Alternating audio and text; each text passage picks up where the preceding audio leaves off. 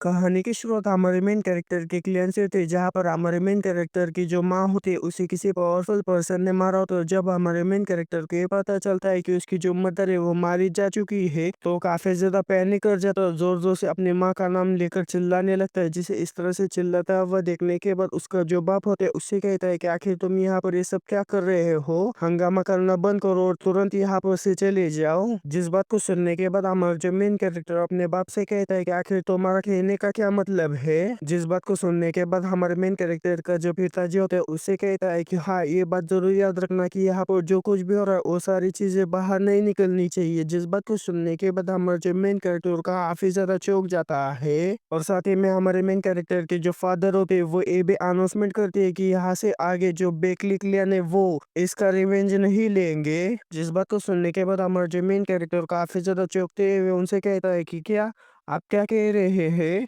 हमारे main character की ये बात सुनने के बाद उसके जो पिताजी उससे कहते कि ये सब मैं मेरे क्लैन के खातिर कर रहा हूँ, बेकली उन लापरवाही से काम मत करो और बदला लेने की कोशिश भी मत करना। अपने पिताजी की ये बात सुनने के बाद हमारा जो मेन कैरेक्टर अपने पिताजी से कहता है कि जब तुम अपनी पत्नी के मौत का बदला भी नहीं ले सकते तो खुद को मर्द कैसे कह सकते हो। फादर, क्या तुम इंसान ही हो? ठीक है, अगर ऐसी ही बात है तो मैं यहाँ पर से जा रहा हूँ। इतना कहने के बाद हमारा जो मेन कैरेक्टर है वो बेकली क्लैन को छोड़कर वहां पर से जाने लगता है और जाते हुए कहता है कि आज से मेरे बेकली क्लैन से किसी भी तरह की अटैचमेंट नहीं है। हालांकि इस समय मैं बदला लेने के लिए काफी ज्यादा कमजोर हूँ, लेकिन मैं इतना ज्यादा स्ट्रांग बनूंगा, इतना ज्यादा स्ट्रांग बनूंगा कि कोई भी मुझे नीचा नहीं दिखा पाएगा। मैं लोगों को इकट्ठा करते हुए एक सेक्ट बनाऊंगा और खुद की ताकत तैयार करूंगा, और तब मेरी माँ के मौत में शामिल लोग और वो लोग जो जानते हैं वे भी चुप रहे, मैं उनसे इसका बदला लूंगा। चाहे मुझे ये सब करने के लिए कितना भी समय लगे, लेकिन मैं इसे करके ही रहूंगा। हमारे मेन कैरेक्टर के इतना कहने के साथ ही हमें सीधा 12 सालों के बाद का सीन दिखाया जाता है, जहाँ पर एक काफी ज्यादा बड़े मेंशन में आग लगी हुई। तो उसी मेंशन के एक खाली एरिया के अंदर हमें दो लोगों को दिखाया जाता है, जिसमें से एक तो हमारा मेन कैरेक्टर होता है और दूसरा उसका अपोनेंट होता है। और हमारे मेन कैरेक्टर का जो अपोनेंट होता है वह हमारे मेन कैरेक्टर से कहता है कि मैंने मुरिम अलायंस को ये बता दिया था कि मैं गलत था, आपको भी कुछ चाहिए ही होगा, बस कह दो और मैं उसे पूरा कर दूंगा। अब मैं आपको हमारे मेन कैरेक्टर के बारे में बताता हूँ। हमारे मेन कैरेक्टर का जो नाम है वो बेकली ऊन है और उसके जो पिताजी है वो बेकली क्लैन के पैट्रियर्क है। उस आदमी के बात सुनने के बाद हमारा जो मेन कैरेक्टर उसे कोई भी रिएक्शन नहीं देता। फिर वो आदमी हमारे मेन कैरेक्टर से कहता है कि ये तुम्हारे लिए कोई बुरा ऑफर नहीं है, तुम मुझे बताओ क्या आखिर तुम्हें क्या चाहिए, मैं वो तुम्हें दे दूंगा। उस आदमी की ये बात सुनने के बाद हमारा जो मेन कैरेक्टर उससे कहता है कि हाँ, मुझे कुछ चाहिए। हमारे मेन कैरेक्टर की ये बात सुनने के बाद उसका जो अपोनेंट है वह हमारे मेन कैरेक्टर से कहता है कि बिल्कुल सही, तुम मुझे बताओ कि तुम्हें क्या चाहिए, मैं उसे तुम्हें दे दूंगा। उस आदमी की ये बात सुनने के बाद हमारा जो मेन कैरेक्टर है वो मुस्कुराती है और काफी ज्यादा लाइटली उससे कहता है कि मुझे तो तुम्हारी जान चाहिए। जिस बात को सुनने के बाद वो जो आदमी वो काफी ज्यादा सीरियस होते हुए हमारे मेन कैरेक्टर से कहते हैं कि ये बिल्कुल भी मजाकिया नहीं था। जिस बात को सुनने के बाद हमारा मेन कैरेक्टर भी उससे कहता है कि अगर ऐसी बात है, अगर तुम खुद से अपनी जान मुझे नहीं सौंपोगे तो मैं खुद ही तुम्हारी जान ले लूंगा। हमारे मेन कैरेक्टर की ये बात सुनने के बाद वो जो आदमी है वो हमारे मेन कैरेक्टर के ऊपर चिल्लाते हैं, उससे कहता है कि तुम कमीने, तुम्हारी हिम्मत कैसे मुझसे पंगा लेने की, मैं तुम्हें इस हद तक टुकड़ों टुकड़ों में काट दूंगा कि तुम्हारे लाश को भी कोई पहचान नहीं पाएगा। लेकिन इसके आगे वो आदमी कुछ कह पाता उससे पहले हमारा जो मेन कैरेक्टर काफी तेजी के साथ उसके पीछे आते हैं, उसे कहता है कि तुम्हारा मुंह उतना ही गंदा है जितना तुम्हारा चेहरा दिखता है। हमारे मेन कैरेक्टर को अचानक से अपने पीछे देखने के बाद वो जो आदमी काफी ज्यादा हैरान हो जाता है कि तभी हमारा जो मेन कैरेक्टर पीछे से उसके ऊपर हमला कर देता है, और हमारे मेन कैरेक्टर का हमला इतना ज्यादा पावरफुल होता है कि उस हमले की वजह से वो जो आदमी उड़ते हुए काफी ज्यादा दूर जाकर गिर जाता है। उसे काफी ज्यादा दूर फेंक देने के बाद हमारा जो मेन कैरेक्टर काफी ज्यादा शांति से उस तरफ देखने लगता है जिस तरफ वो जो आदमी है वो गिरा हुआ होता है। कि तभी वो जो आदमी है वो हमारे मेन कैरेक्टर के पीछे से निकलकर उसके ऊपर हमला करते है। उससे कहता है कि मैं तुम्हारा सर इस तरह से उड़ाऊंगा कि वो सीधा जाकर मुरिम अलायंस के जो हेडक्वार्टर से वहां पर जाकर गिर जाएगा। लेकिन वो हमारे मेन कैरेक्टर के सर के पास पहुंचे उससे पहले हमारा जो मेन कैरेक्टर उसके पास पहुंचते उसे बीच में से ही चीर देता है। फिर हमें वो जलते हुए मेंशन के बाहर एक गेट के पास एक किसी किसी पर्सन को दिखाया जाता है जो कि उस मशीन की तरफ देख रहा होता है कि तभी उस मशीन के दरवाजे को खोलते हुए हमारा जो मेन कैरेक्टर है वो बाहर निकलता है। हमारे मेन कैरेक्टर को देखने के बाद वो जो लड़की होती है वो हमारे मेन कैरेक्टर को ग्रीट करते हैं, उससे कहती है कि कैप्टन, मुझे ऑर्डर मिला था कि काम पूरा हो जाने के बाद मैं इस चीज को आपको सौंप दूं। उस लड़की के बात सुनने के बाद हमारा जो मेन कैरेक्टर अपने खून से सने हुए चेहरे के ऊपर मुस्कान लाते हुए उससे कहता है कि तुम्हारा बहुत बहुत शुक्रिया ह्यून, यहाँ पर शांत खड़े रहकर मेरा इंतजार करने के लिए तुम्हारा बहुत बहुत शुक्रिया। हमारे मेन कैरेक्टर को खून से सने हुए चेहरे के लेकर भी हंसता हुआ देखने के बाद जो ह्यून है पूरी तरीके से सदमे में चली जाती है। हालांकि वो अपने चेहरे के ऊपर किसी भी तरह का एक्सप्रेशन उसे नहीं दिखाती, लेकिन वो काफी ज्यादा शांत आवाज में हमारे मेन कैरेक्टर से कहती कि क्या तुम अपने चेहरे के ऊपर लगे हुए खून को पोंछ सकते हो। ह्यून की ये बात सुनने के बाद हमारे जो मेन कैरेक्टर ह्यून के पास से स्क्रोल को लेते हुए उससे कहता है कि अरे ये तो रोज की बात है। इतना कहने के बाद हमारा जो मेन कैरेक्टर स्क्रोल को ओपन करता और अपने चेहरे के ऊपर जो लगा हुआ खून है उसी खून से वहां पर अपना जो साइन यानी कि जो सिग्नेचर है वो करने लगता है। सिग्नेचर को करते हुए कहता है कि तो यही कहानी का अंत है। साइन कर देने के बाद हमारा जो मेन कैरेक्टर उस रोल को ह्यून को देते हुए उससे कहता है कि इसे मुरिम अलायंस तक पहुंचा देना और मैं रिटायर हो रहा हूँ। जिस बात को सुनने के बाद जो ह्यून है वो हमारे मेन कैरेक्टर से कहती कि क्या तुम अपने होम टाउन वापस जा रहे हो। जिस बात को सुनने के बाद हमारा जो मेन कैरेक्टर उससे कहता है कि हाँ बिल्कुल, मैंने मुरिम अलायंस में रहते हुए वो सब कुछ पा लिया है जिसे कि मैं पाना चाहता था। फिर जो ह्यून है वो हमारे मेन कैरेक्टर से कहती कि कैप्टन, क्या मैं भी रिटायर होने के बाद आपसे मिलने आ सकती हूँ। ह्यून के बाद सुनने के बाद हमारा जो मेन कैरेक्टर उसे कहता है कि हाँ बिल्कुल, जब तुम काफी ज्यादा बोर हो जाओगे तो मुझसे मिलने के लिए आ सकती हो। जिस बात को सुनने के बाद जो ह्यून है वो हमारे मेन कैरेक्टर से कहती कि तो कम से कम मुझे ये तो बता दो कि मैं तुम्हें कहाँ पर ढूंढूं। जिस बात को सुनने के बाद हमारा जो मेन कैरेक्टर ह्यून को अपना पता बताते उससे कहता है कि होबाई प्रोविंस, होलोंग काउंटी। इतना कहने के साथ ही वहां पर से सीन चेंज होकर में हमारे मेन कैरेक्टर को दिखाया जाता है जो कि होलोंग काउंटी की तरफ एक नाव में बैठकर जा रहा होता है। जाते हुए अपने मन में कहता है कि यह बहुत लंबा सफर रहा, मैंने स्ट्रांग बनने के लिए अपने क्लियन को छोड़ते हुए जो मुरिम अलायंस है उसे ज्वाइन किया। मैंने खुद अपने लिए एक मार्शल आर्ट को डेवलप किया और उसी मार्शल आर्ट के सहारे में मुरिम अलायंस के अंदर कैप्टन के पोजीशन पर पहुंचा और क्लियन को छोड़े हुए अब मुझे लगभग 12 साल हो चुके हैं और आखिरकार खुद का सेक्टर बनाने का समय आ चुका है। फिर जो हमारा मेन कैरेक्टर अपने पैसों की पोटली को बाहर निकालते हुए कहता है कि मैंने इतने तो पैसे बचाए जिन पैसों का इस्तेमाल करते हुए मैं एक मैनर को खरीद सकता हूँ और इसके अलावा मुझे काफी ज्यादा अच्छा मैनर भी मिला है जो कि बेचने के लिए बिल्कुल तैयार है। सब कुछ एकदम सही तरीके से हो रहा है। इतना कहने के बाद हमारा जो मेन कैरेक्टर जोर जोर से हंसते हुए कहता है कि जो हेवन है वो भी खुद मेरी मदद कर रहा है। और हमारे मेन कैरेक्टर को इस तरह से जोर जोर से हंसता हुआ देखने के बाद जो नाव चलाने वाला आदमी होता है वो हमारे मेन कैरेक्टर से कहता है कि लगता है कि आपके पास कोई अच्छी खबर है। और साथ ही में वो अपने मन में एक कह रहा होता है कि लगता है कि मैंने किसी पागल को अपने नाव में बिठा लिया है। उस आदमी की बात सुनने के बाद हमारा जो मेन कैरेक्टर उससे कहता है कि मुझे माफ कर देना, मैं भावनाओं में कुछ ज्यादा ही बह गया था।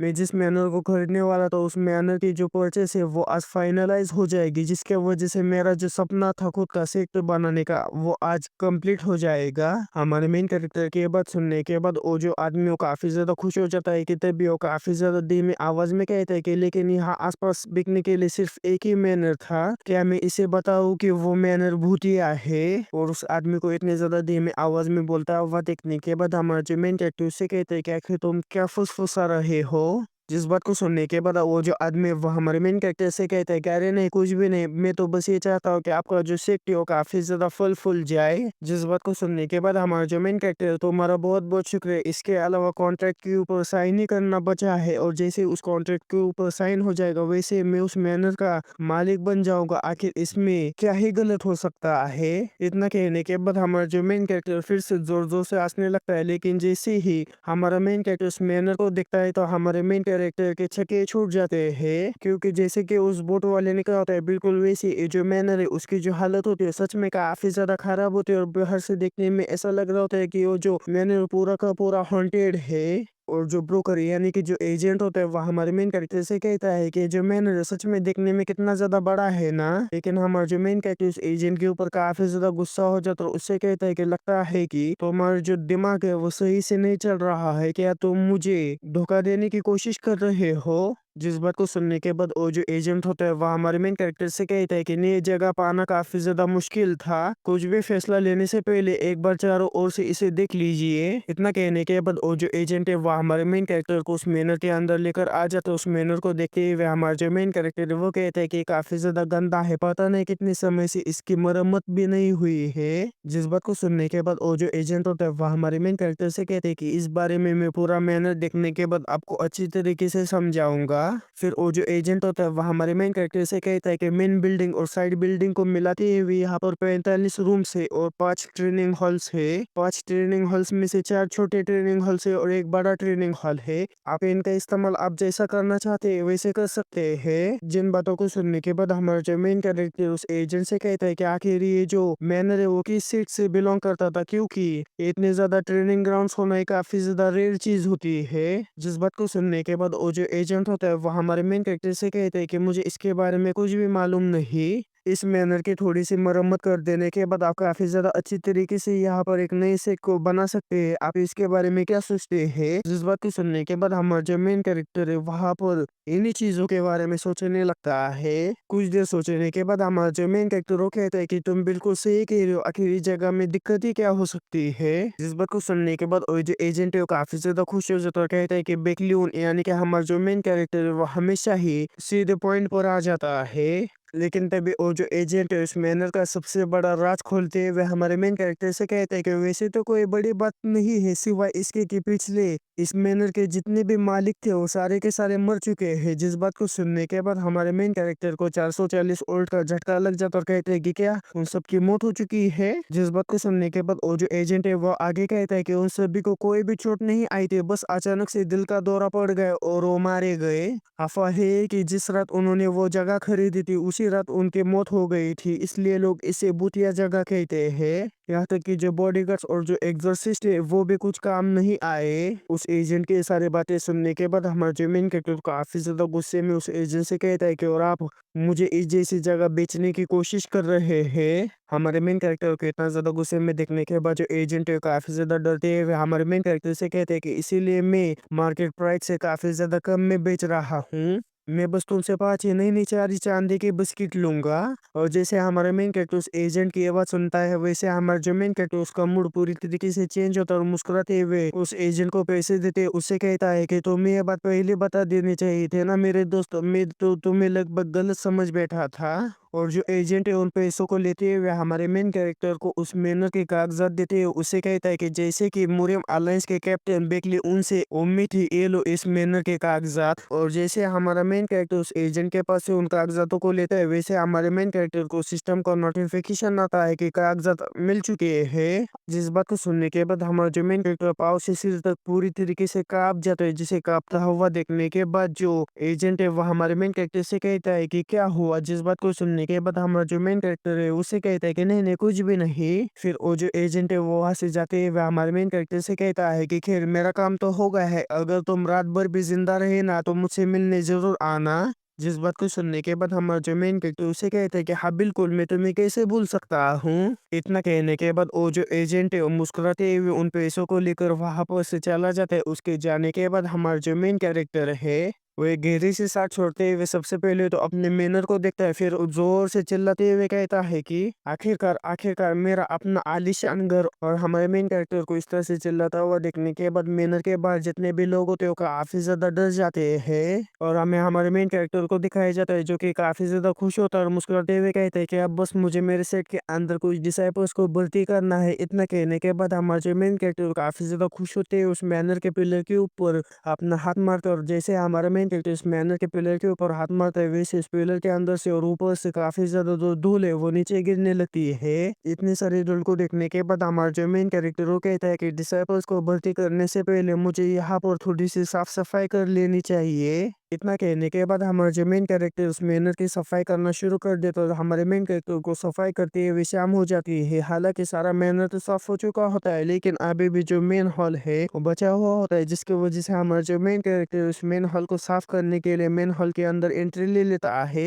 लेकिन जैसे हमारा मेन कैरेक्टर उस मेन हॉल के अंदर आ जाता है वैसे हमारे मेन कैरेक्टर को वहां पर रखी हुई एक स्वॉर्ड दिखाई देती है। जिस स्वॉर्ड को देखने के बाद हमारा जो मेन कैरेक्टर वो कहता है कि ऐसा लगता है कि जो इस मैनर के पहले ओनर थे उन्होंने इसे यहाँ पर छोड़ा होगा। इतना कहने के बाद हमारा जो मेन कैरेक्टर है उस स्वॉर्ड को बाहर निकालते हुए कहता है कि आखिर ये कितने की होगी। इतना कहने के बाद जैसे हमारा मेन कैरेक्टर उस स्वॉर्ड को आधा निकाल लेता है, वैसे हमारा जो मेन कैरेक्टर सिस्टम के स्पेस में चला जाता है। जिस स्पेस के अंदर जाने के बाद हमारा जो मेन कैरेक्टर इधर उधर देखते हुए कहता है कि आखिर ये कौन सी जगह है, मैं कहाँ पर हूँ। लेकिन तभी हमारे मेन कैरेक्टर को सिस्टम का नोटिफिकेशन आता है कि हमारा मेन कैरेक्टर एक मार्शल आर्टिस्ट है और उसका जो ऑब्जेक्टिव है वो एक स्टेट को बनाना है। और हमारे मेन कैरेक्टर का जो ग्रेड होता है वो सेकंड ग्रेड होता है, जो कि अब तक उस मिशन में आए हुए जितने भी ओनर्स होते हैं उनके अंदर सबसे ज्यादा हाई ग्रेड होता है।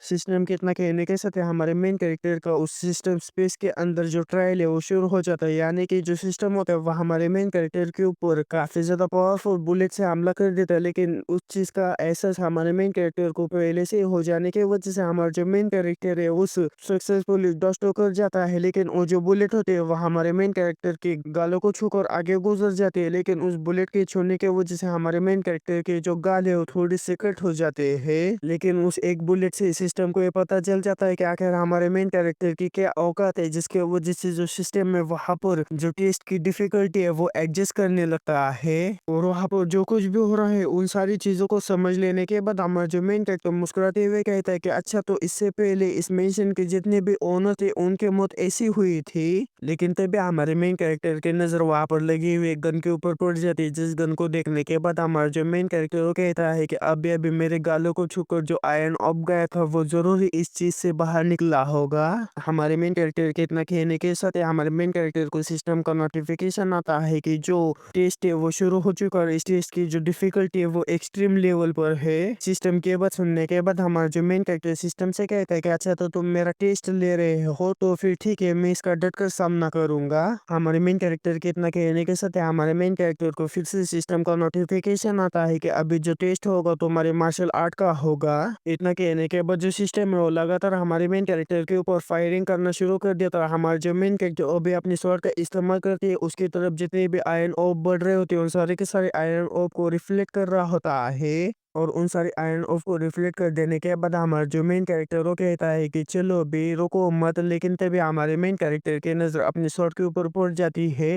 और हमारे मेन कैरेक्टर की जो स्वॉर्ड होती है वो 99% पूरी तरीके से तबाह हो चुकी होती है। जिस चीज को देखने के बाद हमारा जो मेन कैरेक्टर पूरी तरीके से सदमे में जाते हुए कहते हैं कि रुको रुको, मेरी बात का बुरा बिल्कुल में मत मानना। लेकिन जो सिस्टम है वो मान चुका होता है, क्योंकि जो सिस्टम है फिर से लगातार हमारे मेन कैरेक्टर के ऊपर आयरन ऑफ से हमला करना शुरू कर देता है। और हमारा जो मेन कैरेक्टर वो भी बंदरों की तरह उछलते हुए उन सारी आयरन ऑफ से बचता जा रहा होता है। लेकिन हमारा जो मेन कैरेक्टर है उछलते कूदते हुए उसकी जो रेंज होती है उस रेंज से बाहर चला जाता है, जिस वजह से वो जो गन होती है वो अब आयरन ऑफ को फायर करना बंद कर देते हैं। जिस चीज को देख लेने के बाद हमारा जो मेन कैरेक्टर वो कहता है कि अच्छा, तो ये उसके रेंज के बाहर है, चलो ठीक है, मैं कुछ देर के लिए आराम कर सकता हूँ। लेकिन मेरी जो स्वॉर्ड है वो लगभग खत्म ही हो चुकी है।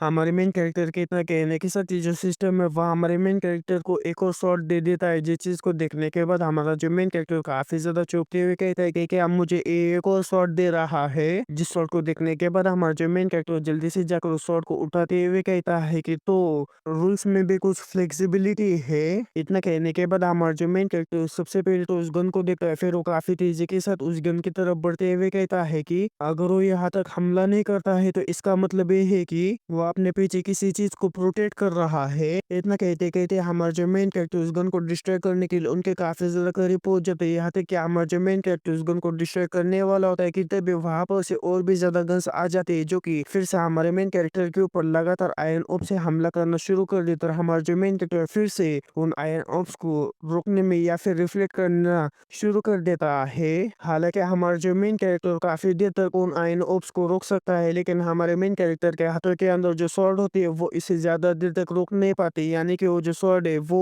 काफी ज्यादा हिट लेने की वजह से वहीं पर ही टूट जाती है। जिस चीज को देखने के बाद हमारा मेन कैरेक्टर भी काफी ज्यादा चौंक जाता है कि तब पीछे से एक आयन काफी तेजी के साथ हमारे मेन कैरेक्टर के करीब पहुंच जाता है। जिस चीज का एहसास हमारे मेन कैरेक्टर को भी हो जाता है कि तभी वहां पर काफी ज्यादा बड़ा धमाका हो जाता है। ऐसा लगता है कि हमारे मेन कैरेक्टर को वो आयन लग चुका है और हमारे मेन कैरेक्टर की मौत वहीं पर ही हो चुकी है। वहां पर धमाका हो जाने के बाद कुछ समय के लिए वहां पर पूरी तरीके से खामोशी छा जाती है कि तभी उस धमाके की जगह पर से हमारा जो मेन कैरेक्टर है वो अपनी flowing moon stride phantom field का इस्तेमाल करते हुए काफी तेजी के साथ उन गन्स की तरफ बढ़ने लगता है। जैसे वो उन गन्स के काफी ज्यादा करीब पहुंच जाता है वैसे अपने क्रिसेंट स्लैश का इस्तेमाल करते हुए उन गन्स के पीछे जो दीवार होती है उस दीवार के अंदर अपने स्वord को घुसा देता है। जैसे हमारे मेन कैरेक्टर की स्वord उस दीवार के अंदर चली जाती है वैसे वहां पर काफी ज्यादा रोशनी चमकने लगती है। जैसे ही हमारा मेन कैरेक्टर अपनी आंखें खोल लेता है वैसे ही हमारा जो मेन कैरेक्टर उस सिस्टम के स्पेस से बाहर निकल आ जाता है।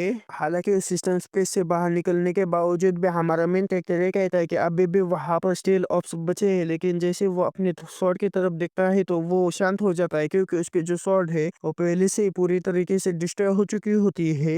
कि तभी हमारे मेन कैरेक्टर को सिस्टम का नोटिफिकेशन आता है कि जो टेस्ट है वो खत्म हो चुका है।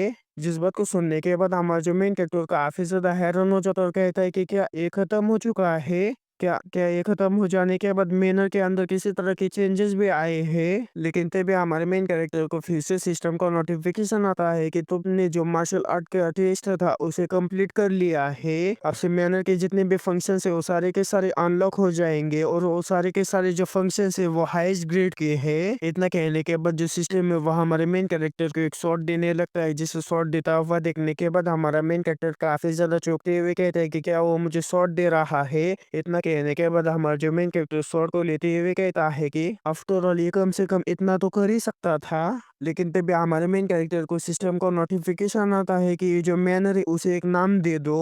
जिस नोटिफिकेशन को पढ़ लेने के बाद हमारा जो मेन कैरेक्टर कहता है कि क्या अब ये मुझसे ये चाहता है कि मैं इसे नाम दे दो, हालांकि मैंने नाम को पहले ही तय कर लिया है। इतना कहने के बाद हमारा जो मेन कैरेक्टर अपने सेक्ट का नाम राइटियस हेवन सेक्ट रख देता है। और जैसे हमारे मेन कैरेक्टर ये नाम रख देता है वैसे हमारे मेन कैरेक्टर को सिस्टम का नोटिफिकेशन आता है कि अब से इस मैनर का नाम राइटियस हेवन सेक्ट होगा। सिस्टम के इतना कहने के साथ ही हमारे मेन कैरेक्टर के हाथों के ऊपर किसी तरह का पैटर्न छप के आ जाता है। जिस पैटर्न को देखने के बाद हमारा जो मेन कैरेक्टर वो कहता है कि यहाँ पर जो कोई भी घोस्ट या फिर स्पिरिट रहती है वो जल्दी से मेरे सामने आ जाओ। लेकिन सारी चीजें कंप्लीट हो जाने के बाद मैनर का नाम लिख देने के बाद और हमारे मेन कैरेक्टर के हाथ के ऊपर किसी तरह का सिंबल लाने के बाद जो सिस्टम है वो कहता है कि जो सिक्स सिस्टम है वो एक्टिवेट किया जा रहा है। जिस चीज को सुन लेने के बाद हमारा मेन कैरेक्टर और भी ज्यादा हैरान हो जाता है और कहता है कि क्या। फिर हमें अगले दिन सुबह सुबह का सीन दिखाया जाता है जहाँ पर हमारा जो मेन कैरेक्टर काफी ज्यादा गुस्से में वो जो एजेंट होता है उसके घर पर पहुंच जाता है, जिसे देखने के बाद वो जो एजेंट है वो मुस्कुराते हुए हमारे मेन कैरेक्टर से कहता है कि क्या तुम अभी भी जिंदा हो। लेकिन हमारा मेन कैरेक्टर काफी ज्यादा गुस्से में होने की वजह से सीधा जाकर उसके कॉलर को पकड़ते हुए उससे कहता है कि तुमने मुझे ये नहीं बताया था कि कुछ ऐसा भी सामने आएगा और मुझे ये दिखने लगेगा।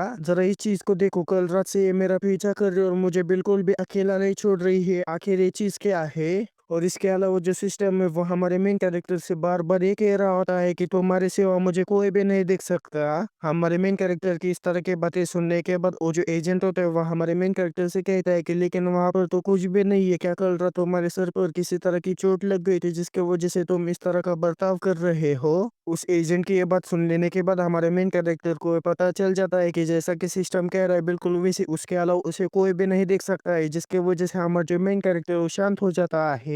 फिर वो जो एजेंट है वो हमारे मेन कैरेक्टर से कहते हैं कि अगर चीजें ऐसी ही बिगड़ती रही तो मैं उस मेंशन को वापस ले लूंगा। जिस बात को सुनने के बाद हमारा जो मेन कैरेक्टर उससे कहता है कि नहीं ऐसा बिल्कुल भी नहीं हो सकता है क्योंकि मुझे फिलहाल उस मैनर की काफी ज्यादा जरूरत है। हमारे मेन कैरेक्टर की ये बात सुनने के बाद जो एजेंट होता है वो हमारे मेन कैरेक्टर से कहता है कि खैर मुझे जो सेक्ट एस्टेब्लिशमेंट सेरेमनी है उसकी काफी ज्यादा तैयारी करनी है, इसीलिए मुझे काफी ज्यादा काम है। लेकिन तभी हमारा मेन कैरेक्टर उस एजेंट से कहता है कि सबसे पहले तो मुझे मेरे डिसाइपल्स के लिए यूनिफॉर्म्स की जरूरत पड़ेगी, क्या तुम मुझे किसी दर्जे का नाम बता सकते हो जिसके के पास से मैं अच्छी तरीके से यूनिफॉर्म सिल सकता हूँ। हमारे मेन कैरेक्टर की बात सुनने के बाद जो एजेंट है वो हमारे मेन कैरेक्टर से कहता है कि मैं आसपास के कुछ कपड़ों की दुकानों में तुम्हारी सिफारिश कर सकता हूँ, लेकिन उनके साथ ट्रेड करने में तुम्हें काफी ज्यादा तकलीफ होगी क्योंकि वो लोग येलो ड्रैगन हॉल के जो यूनिफॉर्म है उसे सिलने का जो कॉन्ट्रैक्ट मिलने वाला है उस कॉन्ट्रैक्ट को जीतने में काफी ज्यादा बिजी है। येलो ड्रैगन हॉल के बारे में सुनने के बाद हमारा जो मेन कैरेक्टर काफी ज्यादा चौंक जाता है और जो एजेंट है वो आगे कहता है कि हाँ मुझे ये कहना है कि तुमने उसके बारे में जरूरी सुना होगा। जो येलो ड्रैगन हॉल है वो सीधा इंपीरियल फैमिली के लिए कपड़े बनाते हैं। और जो कि उनका सीधा संबंध इंपीरियल फैमिली से है, जिसके वजह से उनको मुरियम की दुनिया में काफी ज्यादा इन्फ्लुएंस है। यहाँ तक कि जो ऑर्थोडॉक्स और जो अनऑर्थोडॉक्स सेक्ट्स है वो भी उनके ऊपर पूरी तरीके से रिलाई करते हैं। यहाँ तक कि जो बड़े बड़े यानी कि जो ग्रेट क्लैंस है वो भी येलो ड्रैगन हॉल का जो हॉल मास्टर उसके इर्द गिर्द काफी ज्यादा सावधानी से घूमते हैं। लेकिन जितना कि तुम्हारा बजट है उसके हिसाब से तुम येलो ड्रैगन हॉल के पास से किसी भी तरह के कपड़े बनाने वाले मटेरियल को नहीं खरीद सकते, जिसके वजह से तुम्हें चिंता करने की कोई भी जरूरत नहीं है। एजेंट की बात सुनने के बाद हमारा जो मेन करके एजेंट से कहता है कि तुम सही कह रहे हो, लेकिन ये सुनने में अच्छा नहीं लगता। और इसके अलावा तुम्हारे मैनर के अंदर जो भूत है वो अफवाह काफी ज्यादा फैलने की वजह से मुझे ऐसा लगता है कि कोई भी दुकानदार तुम्हारे साथ ट्रेड नहीं करना चाहेगा, लेकिन फिर भी तुम टेक्सटाइल मार्केट में जाकर कोशिश कर सकते हो। एजेंट की बात सुनने के बाद जो सिस्टम है वो हमारे मेन कैरेक्टर से कहता है कि क्या हॉन्टेड मैनर एक कुछ ज्यादा नहीं हो रहा है क्या। और अचानक से सिस्टम को बोलता हुआ देखने के बाद हमारा जो मेन कैरेक्टर सिस्टम के ऊपर गुस्सा करती है, उससे कहता है कि तुम चुप हो जाओ। लेकिन तभी हमारा मेन कैरेक्टर कहता है कि लेकिन मैंने कल ही तो तुम्हारे साथ कॉन्ट्रैक्ट साइन किया था और कल ही वो जो मैनर है वो मेरा हो चुका था, तो फिर आखिर ये अफवाह इतने ज्यादा जल्दी से कैसे फैलने लगी कि उस मैनर का मैं मालिक बन चुका हूँ। इतना कहने के बाद जब हमारा मेन कैरेक्टर एजेंट की तरफ देखता है तो जो एजेंट है उसके हाथ काफी ज्यादा कांप रहे होते हैं। वो जो है वो पूरी तरीके से पसीने में भीग चुका होता है, फिर भी वो कांपती हुई आवाज में हमारे मेन कैरेक्टर से कहती है कि वैसे कहती है कि जो अफवाह होती है वो हवा से भी ज्यादा तेज फैलती है। लेकिन हमें हमारे मेन कैरेक्टर को दिखाया जाता है जो कि काफी ज्यादा गुस्से में अपने शॉट को बाहर निकालते हुए वो जो एजेंट है उससे कहता है कि मुझे ये मत बताना कि तुमने ये अफवाह फैलाई है। हमारे मेन कैरेक्टर को इतना ज्यादा गुस्से में देखने के बाद जो एजेंट है उसके फट की 14 हो जाती है, लेकिन फिर भी वो हमारे मेन कैरेक्टर से कहता है कि तुम इसे अपनी सिर की फ्री की पब्लिसिटी के तौर पर ले सकते हो, लेकिन अफवाह को एक तरफ रख दो, तुम अभी भी जिंदा हो, इसका ये मतलब है कि वो जो जगह बिल्कुल भी खतरनाक नहीं है ना। लेकिन तभी हमें हमारे मेन कैरेक्टर को दिखाया जाता है जो कि एजेंट के ऊपर चिल्लाते हैं, उससे कहता है कि ये सब तुम्हारी गलती है, तुमने मुझे उस भूतिया हवेली को बेचा था। उस एजेंट के अच्छी तरीके से ले लेने के बाद हमारा जो मेन कैरेक्टर सीधा टेक्सटाइल मार्केट में आ जाता है ताकि वो कुछ कपड़ों को खरीद पाए, लेकिन कोई भी दुकानदार हमारे मेन कैरेक्टर को उस हॉन्टेड मैनर की वजह से कपड़े बेचने के लिए बिल्कुल भी तैयार नहीं होता। और किसी भी दुकानदार को कपड़ों को ना बेचता हुआ देखने के बाद हमारा जो मेन कैरेक्टर काफी ज्यादा उदास हो जाता है और कहता है कि यहाँ पर ये अफवाह इतने ज्यादा तेजी के साथ क्यों फैलती है। हमारा मेन कैरेक्टर ये सब सोच रहा होता है कि तभी पीछे से हमारे मेन कैरेक्टर को चिल्लाने की आवाज आती है, और जब हमारा मेन कैरेक्टर पीछे मुड़कर देखता है तो हमें वहां पर एक छोटे से बच्चे को दिखाया जाता है जिसने कि एक आदमी को पकड़ रखा होता है, और जो बच्चा होता है उस आदमी से कह रहा होता है कि तुमने मेरे बहन को बचाने का वादा किया था। लेकिन वो जो आदमी होता है उसे देखने के बाद हमें साफ साफ पता चल रहा होता है कि वो उसके बहन को बचाने के लिए बिल्कुल भी दिलचस्पी नहीं दिखा रहा होता है। कि तभी हमें एक बुड्ढे को दिखाया जाता है जो कि उस बच्चे का नाम लेते हुए उसकी तरफ आने लगता है और उससे कहते हैं कि सो सो आखिर क्या हो रहा है, आखिर तुम यहाँ पर क्या कर रहे हो। उस बूढ़े आदमी की बात सुनने के बाद जो सू होता है उस बूढ़े आदमी से कहता है कि इन लोगों ने मुझे धोखा दे, उन्होंने मुझसे वादा किया था कि वो मेरे बहन को ठीक कर देंगे, लेकिन इन लोगों ने मेरे पैसे चुरा लिए। सो की इस तरह की बातें सुनने के बाद वो जो आदमी सो को मारते हुए उससे कहता है कि तुम्हारी बहन तो बिल्कुल बेकार है, यहाँ तक कि डॉक्टरों ने भी उससे उम्मीद छोड़ दी है। और सो को इस तरह से मारता हुआ देखने के बाद वो जो बूढ़ा आदमी सो के काफी ज्यादा फिक्र करने लगता है और उन लोगों के ऊपर चिल्लाते हैं, उनसे कहता है कि तुम लोग तो व्हाइट शॉर्ट सेक्ट से आते हो ना, तो फिर आखिर तुम एक छोटे से बच्चे को इस तरह से बुली कैसे कर सकते हो, तुम लोग काफी ज्यादा बड़े कमीने हो। उस बूढ़े आदमी की बात सुनने के बाद जो व्हाइट शॉर्ट सेट का जो दूसरा डिसाइपल होता है पहले वाले डिसाइपल से कहता है कि यहाँ पर जो चीजें चल रही वो सारी चीजें सेक्ट लीडर के कानों तक नहीं पहुंचनी चाहिए, जिसकी वजह से इसे शांति से निपटा दो। उस पहले वाले डिसाइपल की बात सुनने के बाद जो दूसरा वाला डिसाइपल उसे कहता है कि बिल्कुल मैं इसे शांति से निपटा दूंगा सीनियर ब्रदर। इतना कहने के बाद वो अपने शॉट को बाहर निकालते हुए सो से कहते हैं कि जब मैंने तुम्हें जाने दिया था तब तुम्हें चुपचाप चले जाना चाहिए था। और उस डिसाइपल को अपने शॉट को बाहर निकलता हुआ देखने के बाद जो बूढ़ा आदमी उससे कहता है कि जो कि तुम अपने शॉट को बाहर निकाल रहे हो इसका ये मतलब है कि तुमने मुझे अपने हाथों को खून से रंगने पर मजबूर कर दिया है। लेकिन तभी उस डिसाइपल के पीछे से हमारा मेन कैरेक्टर आते ही उसे आवाज लगाता है, और जब वो पीछे मुड़कर देखने लगता है तभी हमारा जो मेन कैरेक्टर उसके चेहरे के ऊपर एक जोरदार लात मारता है, और हमारे मेन कैरेक्टर की एक ही लात की वजह से वो जो डिसाइपल उड़ते हुए जो पहले वाला डिसाइपल उसके बाजू में जाकर गिर जाता है। जिस चीज को देखने के बाद जो पहले वाला डिसाइपल काफी ज्यादा हैरान हो जाता है, हमारे मेन कैरेक्टर से कहता है कि आखिर तुम कौन हो। जिस बात को सुनने के बाद हमारा जो मेन कैरेक्टर उसे कहता है कि खैर आजकल मेरे नाम का कोई भी खास महत्व नहीं है, लेकिन जब तुमसे कोई सवाल पूछता है तो उसका जवाब देना तुम्हारा काम होता है। मैं राइटियस हेवन सेट का सेट लीडर बेकलीन हूँ। हमारे मेन कैरेक्टर की बात सुनने के बाद जो व्हाइट शॉर्ट सेट का जो तीसरा डिसाइपल सीधा हमारे मेन कैरेक्टर के ऊपर हमला करती है। उससे कहता है कि तुम जैसे एक छोटे सेट के सेट लीडर की हिम्मत कैसे है हमारे व्हाइट शॉर्ट सेट के मामलों के अंदर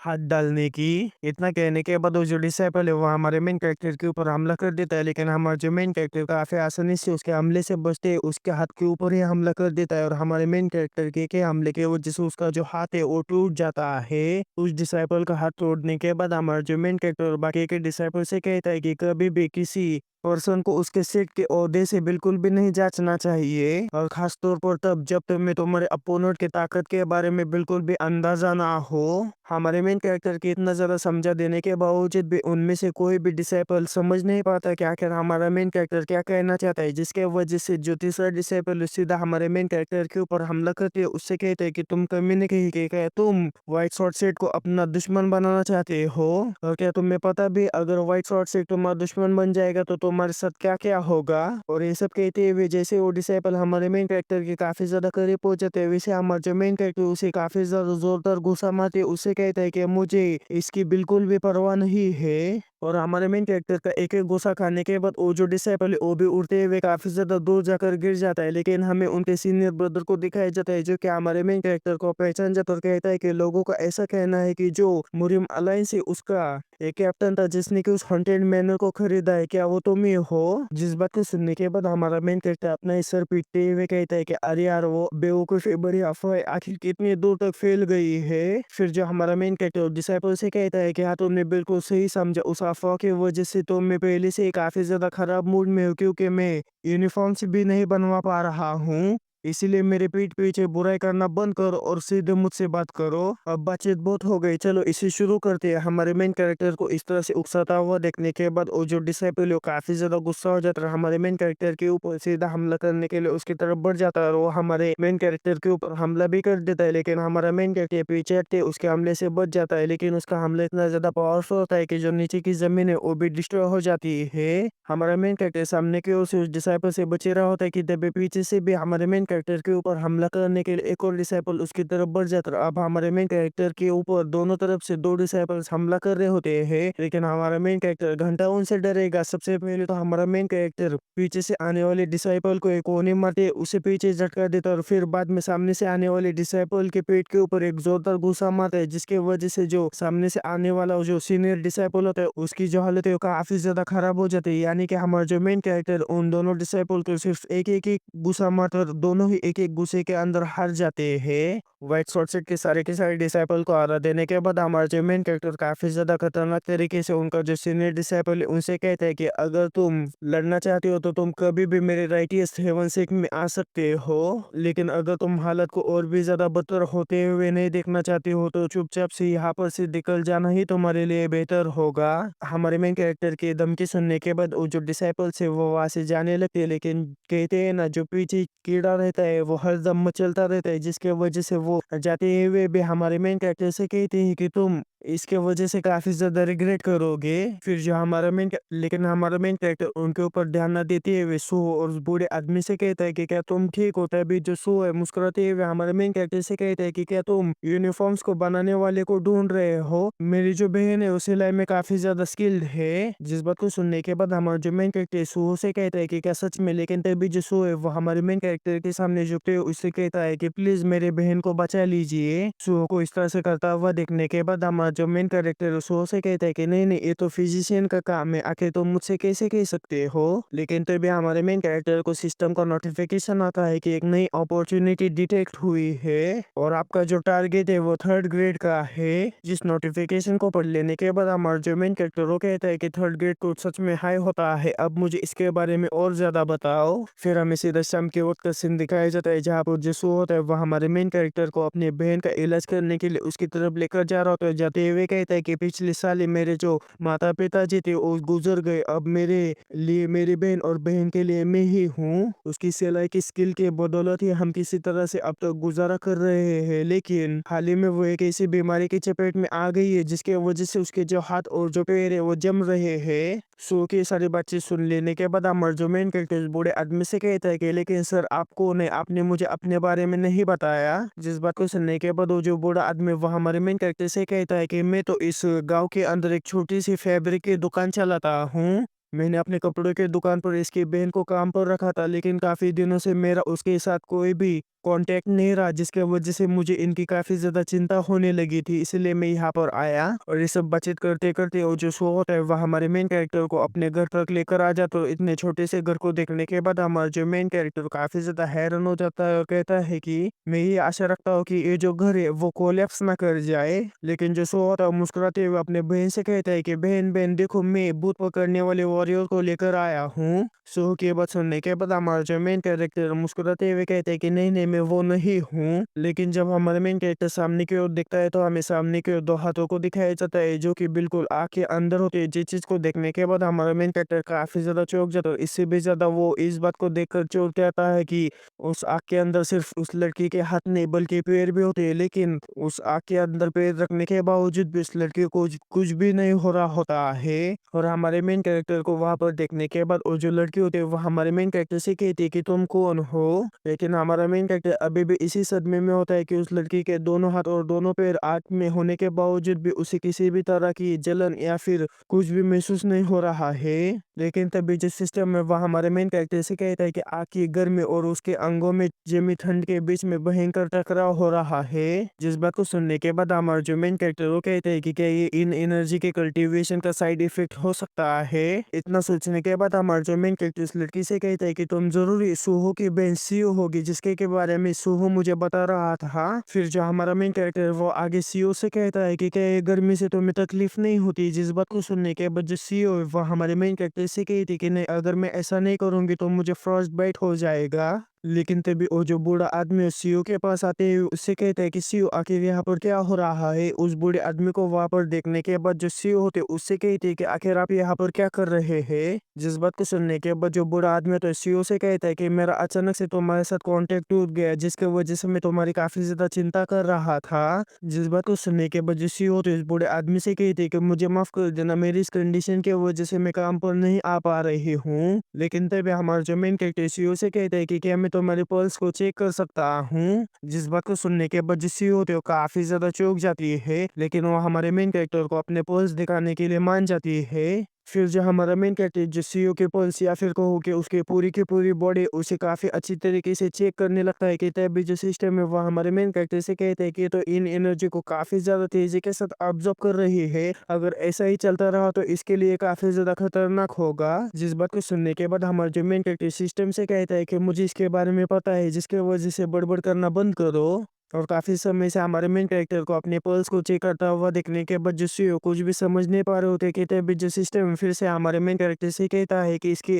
बॉडी को पूरा का पूरा एनालाइज कर लिया है। ये जो लड़की उसके पूरी के पूरी बॉडी के ऊपर जो इन एनर्जी उसने इन्वेट किया यानी कि कब्जा कर लिया है। सीईओ की पूरी तरीके से जांच कर लेने के बाद हमारा जो मेन कैरेक्टर सीईओ से कहता है कि मुझे सब कुछ पता चल गया। जिस बात को सुनने के बाद जो सीईओ काफी ज्यादा खुश हो जाता है और हमारे मेन कैरेक्टर से कहते हैं कि क्या सच में। फिर जो हमारा मेन कैरेक्टर सीईओ से कहते हैं कि तुम्हारे पास एक्सट्रीम इन बॉडी है, ये काफी ज्यादा रेयर कॉन्स्टिट्यूशन है जो कि इन एनर्जी को काफी ज्यादा तेजी के साथ एब्जॉर्ब करते हुए अपने बॉडी के अंदर स्टोर करके रखती है। और मैंने ऐसा सुना है कि जो स्वॉर्ड एम्प्रेस थी उसके पास भी इसी तरह की एक बॉडी थी। जिस बात को सुनने के बाद जो सीईओ काफी ज्यादा हैरान हो जाता है और कहते हैं कि क्या स्वॉर्ड एम्प्रेस। जिस बात को सुनने के बाद हमारा जो मेन कैरेक्टर उसे कहता है कि वो स्वॉर्डमैनशिप के पिनाकल पर खड़ी है। जिस बात को सुनने के बाद जो सीईओ होते हैं वह हमारे मेन कैरेक्टर से कहती है कि सुनने में काफी ज्यादा मजेदार लगता है। फिर जो हमारा मेन कैरेक्टर सीईओ से आगे कहता है कि एक मार्शल आर्टिस्ट के लिए इस तरह का कॉन्स्टिट्यूशन होना एक काफी ज्यादा अच्छी बात है, लेकिन तुम्हारे केस में बिल्कुल उल्टा है। तुम्हारी जो कॉन्स्टिट्यूशन है उसने काफी ज्यादा इन एनर्जी को एब्जॉर्ब कर लिया जिसकी वजह से तुम्हारी बॉडी के अंदर जो यंग एनर्जी है पूरी तरीके से खत्म होती जा रही है। अगर ये सिलसिला ऐसा ही चलता रहा तो तुम 3 महीनों के भीतर ही मारी जाओगी। हमारे मेन कैरेक्टर की ये बात सुनने के बाद जो सीईओ काफ़ी ज़्यादा हैरान हो जाती है और हमारे मेन कैरेक्टर से कहती है कि क्या इसका कोई भी इलाज नहीं है। और हमारे मेन कैरेक्टर की ये सारी बातें सुनने के बाद जो बूढ़ा आदमी है, वो हमारे मेन कैरेक्टर से कहता है कि क्या मेडिसिन काम नहीं आएंगी। बूढ़े आदमी की ये बात सुनने के बाद हमारा मेन कैरेक्टर उसे कहते हैं कि मेडिसिन को लेने के बाद केवल समस्या कुछ ही समय के लिए टलेगी, लेकिन इसके जो सिम्टम्स है और भी ज्यादा खराब होते जाएंगे।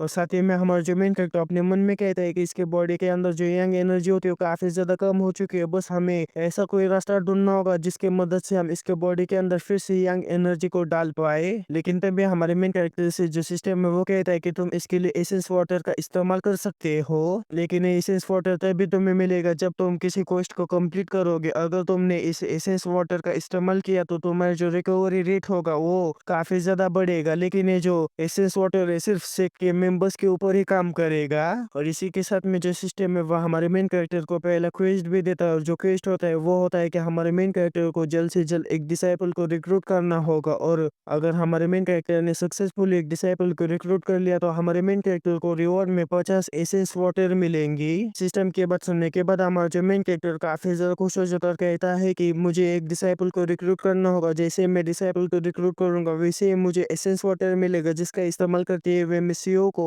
ठीक कर सकता हूँ। ये तो एक तीर से दो निशाने लगाने जैसा होगा।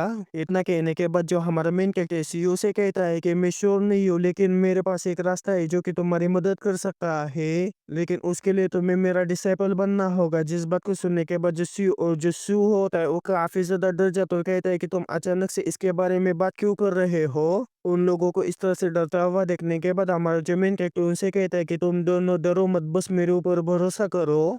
हमारे मेन कैरेक्टर की ये बात सुनने के बाद जो सीईओ होते हैं वह हमारे मेन कैरेक्टर से कहती है कि लेकिन मैंने इससे पहले कभी भी मार्शल आर्ट नहीं सीखी है और तुम अचानक से ये चाहते हो कि मैं एक मार्शल आर्टिस्ट बन जाऊं। फिर जो सीईओ वो अपने मन में कहती है कि फोरम ऐसे लोगों से भरा पड़ा है जो कि राइटनेसनेस और शिष्टता को कायम रखने का दावा करते हैं, लेकिन ज्यादातर तो लोग सिर्फ अपने बारे में ही सोचते हैं। वो दिखावा करेंगे कि वो आपकी मदद कर रहे हैं, लेकिन वो आखिर में अपनी ही जान बचा रहे होंगे। इसी तरह से मेरे माँ बाप अपने झगड़ों में उलझ गए और उनकी मौत हो गई, और वो भी शायद ऐसा ही होगा। पहले तो वो मदद करने का दिखावा करेगा और फिर बाद में मुझे अकेला छोड़ देगा। क्या वो सच में ऐसा चाहता है कि मैं भी उन सेल्फिश मार्शल आर्टिस्ट में से एक बनूं? इतना सब सोचते हुए जब सीईओ की नजर हमारे मेन कैरेक्टर के हाथों के ऊपर पड़ जाती है तो हमारे मेन कैरेक्टर के हाथों की जो कंडीशन होती है काफी ज्यादा खराब होती है, क्योंकि उसने सीईओ को छुआ होता है, जिसके वजह से सीईओ की जो इन एनर्जी उसके वजह से हमारे मेन कैरेक्टर का जो हाथ है वो पूरी तरीके से ठंड से कांप रहा होता है। जिस चीज को देखने के बाद जो सीईओ वो भी काफी ज्यादा हैरान हो जाती है, और हमारे जो मेन कैरेक्टर मुस्कुराते हुए सीईओ से कहता है कि इतना भी मत सोचो।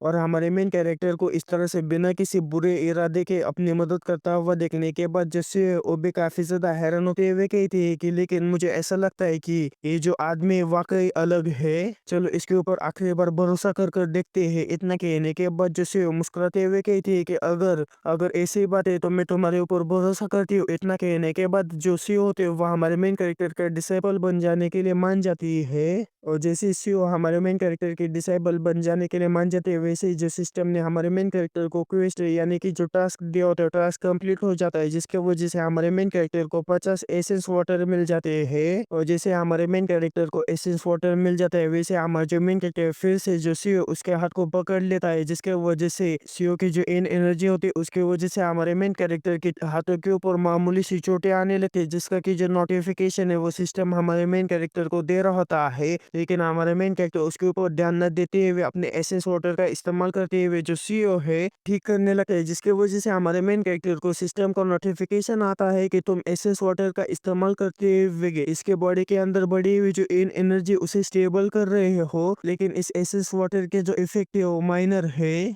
और सीईओ भी इस बात से काफी ज्यादा हैरान हो जाती है कि उसका जो हाथ है वो अब ठंडा नहीं बल्कि गर्म महसूस हो रहा होता है, कि तभी हमारे मेन कैरेक्टर को फिर से सिस्टम का नोटिफिकेशन आता है कि एक मेंबर की जो हेल्थ और जो इनर एनर्जी है उसका जो रिकवरी रेट है वो इंक्रीज हो चुका है। जिस नोटिफिकेशन को सुन लेने के बाद और साथ ही में सीईओ को ठीक होता हुआ महसूस करने के बाद हमारा जो मेन कैरेक्टर काफी ज्यादा खुश हो जाता है और कहता है कि ये अच्छी बात है कि ये काम कर रहा है। और इसी तरह से हमारा जो मेन कैरेक्टर अपने एसेंस वाटर का इस्तेमाल करते हुए जो सीईओ उसे ठीक कर रहा होता है और कुछ ही समय के अंदर हमारे मेन कैरेक्टर को ये भी महसूस हो जाता है कि जो सीईओ उसके बॉडी के अंदर फिर से जो यंग एनर्जी फ्लो हो रही है। लेकिन कुछ ही समय के अंदर हमारे मेन कैरेक्टर को सिस्टम का नोटिफिकेशन आता है कि किसी मेंबर के अंदर जो यंग एनर्जी फिर से रिस्टोर हो चुकी है, यानी कि हमारा जो मेन कैरेक्टर उसने उस एसेंस वाटर का इस्तेमाल करते हुए सीईओ के बॉडी के अंदर जो यंग एनर्जी उसे फिर से रिस्टोर कर दिया होता है और अपने आप को फिर से ठीक होता हुआ देखने के बाद जो सीईओ काफी ज्यादा हैरान हो जाता है और कहती है कि मुझे इसके ऊपर विश्वास नहीं हो पा रहा है कि मेरे हाथ और मेरे जो पैर है फिर से ठीक हो रहे हैं। और अपनी बहन को फिर से ठीक होता हुआ देखने के बाद जो सीईओ होता है वो काफी ज्यादा खुश हो जाता है। जो बूढ़ा आदमी होता है वह हमारे मेन कैरेक्टर से कहता है कि क्या तुमने एनर्जी आर्ट्स का इस्तेमाल करते हुए उसे फिर से ठीक कर दिया है। उस बूढ़े आदमी की बात सुनने के बाद हमारा मेन कैरेक्टर उसे कहता है कि ऐसा ही कुछ। इस बात को सुनने के बाद वो जो बूढ़ा आदमी जोर जोर से हंसते हुए हमारे मेन कैरेक्टर से कहता है कि वो नजारा वाकई देखने में काफी ज्यादा अच्छा था, मुझे तुम काफी ज्यादा पसंद आए। तुम्हें देखने के बाद मुझे अब ये समझ में आ चुका है कि मुरियम अलायंस के जो लीडर्स है वो तुम्हें इतना ज्यादा महत्व क्यों देते हैं। जिस बात को सुनने के बाद हमारा जो मेन कैरेक्टर काफी ज्यादा हैरान हो जाता है और कहता है कि ये मुरियम अलायंस के लीडर्स को जानता है। लेकिन तभी वो जो बूढ़ा आदमी वह हमारे मेन कैरेक्टर से कहता है कि अरे मैं तो तुम्हें मेरा ठीक से इंट्रोडक्शन देना ही भूल गया। इतना कहने के बाद वो जो बूढ़ा आदमी वह हमारे मेन कैरेक्टर को उसकी असली पहचान बताने लगता है कि मैं येलो ड्रैगन हॉल का मालिक हूँ, या फिर ये कहना आसान होगा कि मैं येलो ड्रैगन हॉल का मास्टर हूँ। फिर हमें व्हाइट शॉर्ट सेट का सीन दिखाया जाता है जहाँ पर जो व्हाइट शॉर्ट सेट का जो सेट लीडर होता है उसके पास वही डिसाइपल आए होते हैं जिन्हें क्या हमारे मेन कैरेक्टर ने काफी ज्यादा गंदे तरीके से धोया होता है, जिन्हें हमारे मेन कैरेक्टर के हाथों से मार खाता हुआ देखने के बाद जो सेट लीडर होता है उनसे कहता है कि तुम्हें एक नए सेट ने काफी ज्यादा बुरे तरीके से ह्यूमिलेट किया। जिस बात को सुनने के बाद वो जो तीनों डिसाइपल्स होते हैं सेट लीडर से कहते हैं कि हमें माफ कर दीजिएगा सेट लीडर। जिस बात को सुनने के बाद जो सेट लीडर हो उन्हीं में से एक डिसाइपल के हाथों में अपने स्वord को दसाते है, उससे कहता है कि क्या तुम्हें दर्द हो रहा है,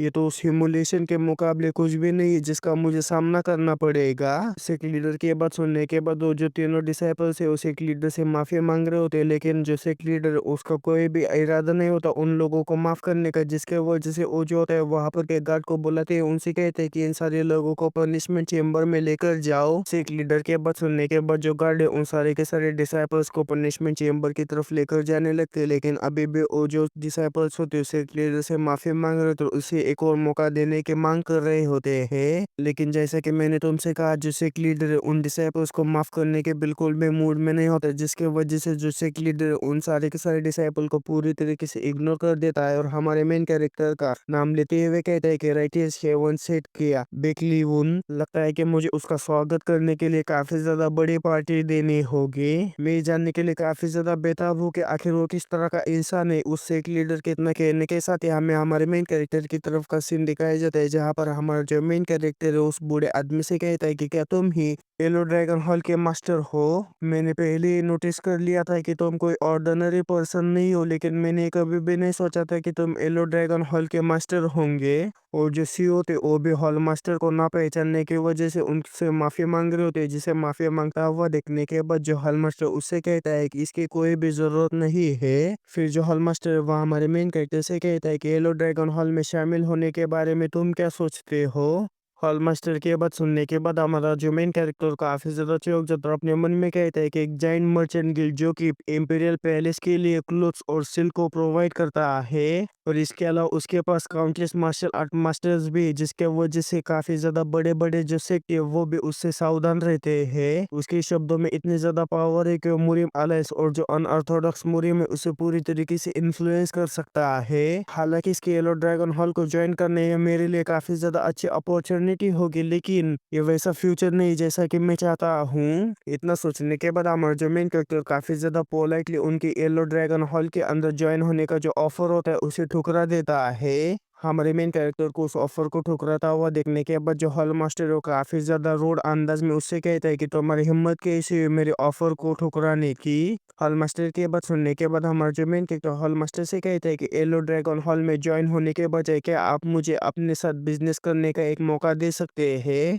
अगर आप मेरे साथ बिजनेस करने के लिए मान जाते हैं तो मैं आपके येलो ड्रैगन हॉल को फेम यानी कि शोहरत का तोहफा दूंगा। हमारे मेन कैरेक्टर को इस तरह से बात करता हुआ देखने के बाद जो हॉल मास्टर है वह हमारे मेन कैरेक्टर से कहते हैं कि मैं तो तुम्हें दोस्ती दिखा रहा हूँ लेकिन तुम मुझे एरोगेंस दिखा रहे हो। तुम हमें शोहरत तोहफे में दोगे।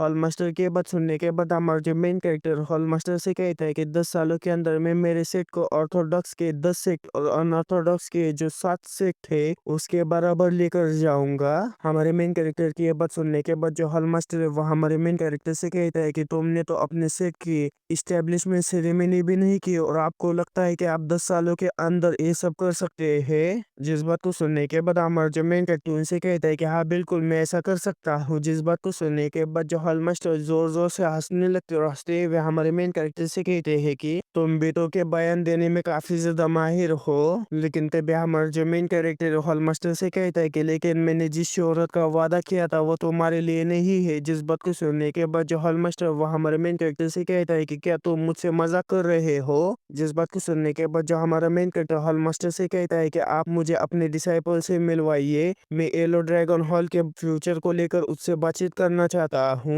हमारे मेन कैरेक्टर के बात सुनने के बाद जो हॉल मास्टर वो हमारे मेन कैरेक्टर से कहते हैं कि ठीक है मैं अपने डिसाइपल को तुम्हारे सेक्टर में भेज दूंगा और ये सौदा आगे बढ़ेगा या फिर नहीं ये पूरी तरह से उस पर निर्भर करता है। हालांकि अगर तुम्हारे सेक्ट ने मुझे कभी निराश किया तो उसकी जो रिस्पॉन्सिबिलिटी है वो पूरी की पूरी तुम्हें लेनी होगी। और ये सब कहते हुए जो येलो ड्रैगन हॉल का जो हॉल मास्टर अपने ऑरा को रिलीज कर रहा होता है, जिसे अपने ऑरा को रिलीज करता हुआ देखने के बाद हमारा जो मेन कैरेक्टर वो भी अपने ऑरा को रिलीज करती है। उससे कहता है कि तुम्हें इसके बारे में चिंता करने की कोई भी जरूरत नहीं है। हमारे मेन कैरेक्टर की ये बात सुनने के बाद जो हॉल मास्टर वह हमारे मेन कैरेक्टर के साथ बिजनेस करने के लिए मान जाता है, यानी कि 10 सालों के अंदर हमारा जो मेन कैरेक्टर अपने सेट को ऑर्थोडॉक्स के टॉप 10 सेट के अंदर लेकर जाएगा और साथ ही में जो ड्रैगन हॉल है उसकी जो इज्जत है उसे भी काफी ज्यादा बढ़ाते हुए उन्हें शोहरत तोहफे में देगा। बिजनेस डील हो जाने के बाद जो हॉल मास्टर है वो हमारे मेन कैरेक्टर को कई सारे सिल्क दे देता है ताकि उन सिल्क का इस्तेमाल करते हुए हमारा जो मेन कैरेक्टर है वो यूनिफॉर्म्स को सिल पाए। जिन सिल को देखने के बाद हमारा जो मेन कैरेक्टर काफी ज्यादा खुश हो जाता है, साथ ही में जो सी और जो सू होता है वो भी काफी ज्यादा खुश हो जाते हैं। हमारे मेन कैरेक्टर को सीरीज देने के बाद जो हॉल मास्टर वहां पर से जाने लगते हैं। फिर हमें कुछ समय बाद का सीन दिखाया जाता है जहाँ पर जो हॉल मास्टर है वो हमारे मेन कैरेक्टर के साथ हुई बातचीत को याद करते हुए मुस्कुरा रहे हो तो मुस्कुराते हुए कहते हैं कि वो मुझे शोहरत ऑफर कर रहा था, उसका जो एरोगेंस है वो बिल्कुल वैसा ही है। इतना कहने के बाद जो हॉल मास्टर है वो अपने घोड़ा गाड़ी चलाने वाले उस आदमी से कहता है कि मैं अपने पुराने दोस्त से मिलना चाहता हूँ जो कि मैं पहले ही बाहर आ चुका हूँ, तो मुझे एविल पाथ अलायंस की तरफ लेकर चलो। मुझे एविल पाथ अलायंस का जो लीडर है उसके साथ थोड़ी सी शराब पीनी है। हॉल मास्टर की बात सुनने के बाद जो घोड़ा गाड़ी चलाने वाला पर्सन होता है वो हॉल मास्टर को एविल पाथ अलायंस की तरफ लेकर जाने लगता है। फिर हमें अगले दिन सुबह हमारे मेन कैरेक्टर के सेट की तरफ का सीन दिखाया जाता है जहाँ पर जो सीईओ होते हैं उसने हमारे मेन कैरेक्टर खुद के लिए और जो शो होते हैं उसके लिए यूनिफॉर्म को सील दिया होता है। और हमारा जो मेन कैरेक्टर है उस यूनिफॉर्म में सच में किसी मूवी का हीरो लग रहा होता है कि तभी जो सिस्टम है वो हमारे मेन कैरेक्टर ने पहने हुए जो क्लोथ्स होते हैं उसे भी पूरी तरीके से अपग्रेड करते हुए उसे राइटियस हेवन रोब बना देता है, जिसके वजह से हमारे मेन कैरेक्टर की जो डिग्निटी और जो चार्म है वो भी काफी ज्यादा बढ़ जाता है। और उन कपड़ों को पहनने के बाद हमारा मेन कैरेक्टर भी काफी ज्यादा खुश हो रहा होता है और कहता है कि मुझे काफी ज्यादा खुशी है। सच कहूँ तो मैं पहली बार इतने ज्यादा हाई क्वालिटी के सिल्क के साथ बनाए हुए कपड़ों को पहन रहा हूँ। ये इतना ज्यादा आरामदायक है कि हिलने डुलने पर भी कोई दिक्कत नहीं होती। हमारा मेन कैरेक्टर ये सब कह रहा था कि तभी हमारे मेन कैरेक्टर को सिस्टम को नोटिफिकेशन आता है कि आपने यूनिफॉर्म्स को तैयार कर लिया है, जिसके वजह से आपको रिवॉर्ड दिया जाएगा, जल्दी से एक रिवॉर्ड को चुनिए। इतना कहने के बाद जब हमारा मेन कैरेक्टर रिवॉर्ड्स को देखने लगता है तो हमारे मेन कैरेक्टर को 3 रिवॉर्ड्स दिखाई देते हैं, जिसमें से पहला होता है advance sorcerer counter techs, second होता है advance miracle medicine of talent और तीसरा होता है एक्सक्लूसिव ट्राइट अनलॉक। जिन तीनों रिवॉर्ड्स को देखने के बाद हमारा जो मेन कैरेक्टर है वो कहता है कि पहले 2 रिवॉर्ड्स तो सच में काफी ज्यादा शानदार है, लेकिन आखिर तीसरा और रिवॉर्ड क्या है। इतना कहने के बाद हमारा जो मेन कैरेक्टर 3rd नंबर वाली रिवॉर्ड को चुनता है, यानी कि हमारा जो मेन कैरेक्टर एक्सक्लूसिव ट्राइट को अनलॉक कर लेता है, जिसकी वजह से अब हमारा जो मेन कैरेक्टर है वो अपने सेट के जो डिसाइपल्स है उनकी स्पेशलिटी को अनलॉक कर सकते हैं। इतना कहने के बाद जब हमारा मेन कैरेक्टर सीईओ की तरफ देखता है तो जो सिस्टम है वो हमारे मेन कैरेक्टर को सीईओ के बारे में सारी जानकारी देने लगा है, जहाँ पर जो सीईओ होती है वो 17 साल की होती है और वो काफी ज्यादा स्ट्रांग इन एनर्जी के साथ पैदा हुई होती है और वो मार्शल आर्टिस्ट के तौर पर काफी ज्यादा टैलेंटेड होती है, लेकिन वो काफी समय से फिजिकल एक्टिविटी से दूर रही है, जिसके वजह से वो अभी मार्शल आर्टिस्ट बनने के लिए बिल्कुल तैयार नहीं होती। और साथ ही में जो सिस्टम है वो हमारे मेन कैरेक्टर की जो सीईओ उसकी कुछ स्पेशलिटीज को भी दिखाता है, जिसमें सबसे पहले डिलीजेंस, सेकंड एडवर्सिटी और थर्ड रिस्पॉन्सिबिलिटी होती है। और सीईओ की इंटरनल एनर्जी काफी ज्यादा कम होने की वजह से जो सिस्टम है वो सीईओ के और ज्यादा स्पेशलिटीज को अनलॉक नहीं कर पाता। जिन तीनों स्पेशलिटी को देखने के बाद हमारा जो मेन कैरेक्टर उसमें से किसी भी स्पेशलिटी को एक्टिवेट नहीं कर पाता, जिस चीज को देखने के बाद हमारा मेन कैरेक्टर भी काफी ज्यादा चौंक जाता और कहता है कि आखिर में इसमें से किसी भी स्पेशलिटी को एक्टिवेट क्यों नहीं कर पा रहा हूँ। जिस बात को सुनने के बाद जो सिस्टम है वो हमारे मेन कैरेक्टर से कहता है कि तुम्हें तुम्हारे डिसाइपल का जो ग्रेड है उसे इंक्रीज करना होगा। जिस बात को सुनने के बाद हमारा जो मेन कैरेक्टर सिस्टम से कहता है कि अच्छी बात नहीं है। फिर वो अपने मन में कहता है कि लेकिन जाने दो, मैं उसे और भी ज्यादा स्ट्रांग बनाऊंगा ताकि मैं उसकी और भी ज्यादा स्पेशलिटीज को ओपन कर पाऊँ। और ये सब सोचते हुए हमारा जो मेन कैरेक्टर है वो सीईओ की तरफ घूर रहा होता है, जिसे अपनी तरफ इस तरह से घूरता हुआ देखने के बाद जो सीईओ वो अपने आप को काफी ज्यादा अनकंफर्टेबल फील कर रही होती है। सीईओ को मन भर के घूरने के बाद हमारा जो मेन कैरेक्टर सीईओ से कहता है कि चलो ट्रेनिंग की शुरुआत करते हैं। जिस बात को सुनने के बाद जो सीईओ काफी ज्यादा हैरान हो जाती है और अपने मन में कहती है कि क्या मैं सच में मार्शल आर्ट सीखने जा रही हूँ, लेकिन क्या सच में मैं इसमें अच्छा करूंगी।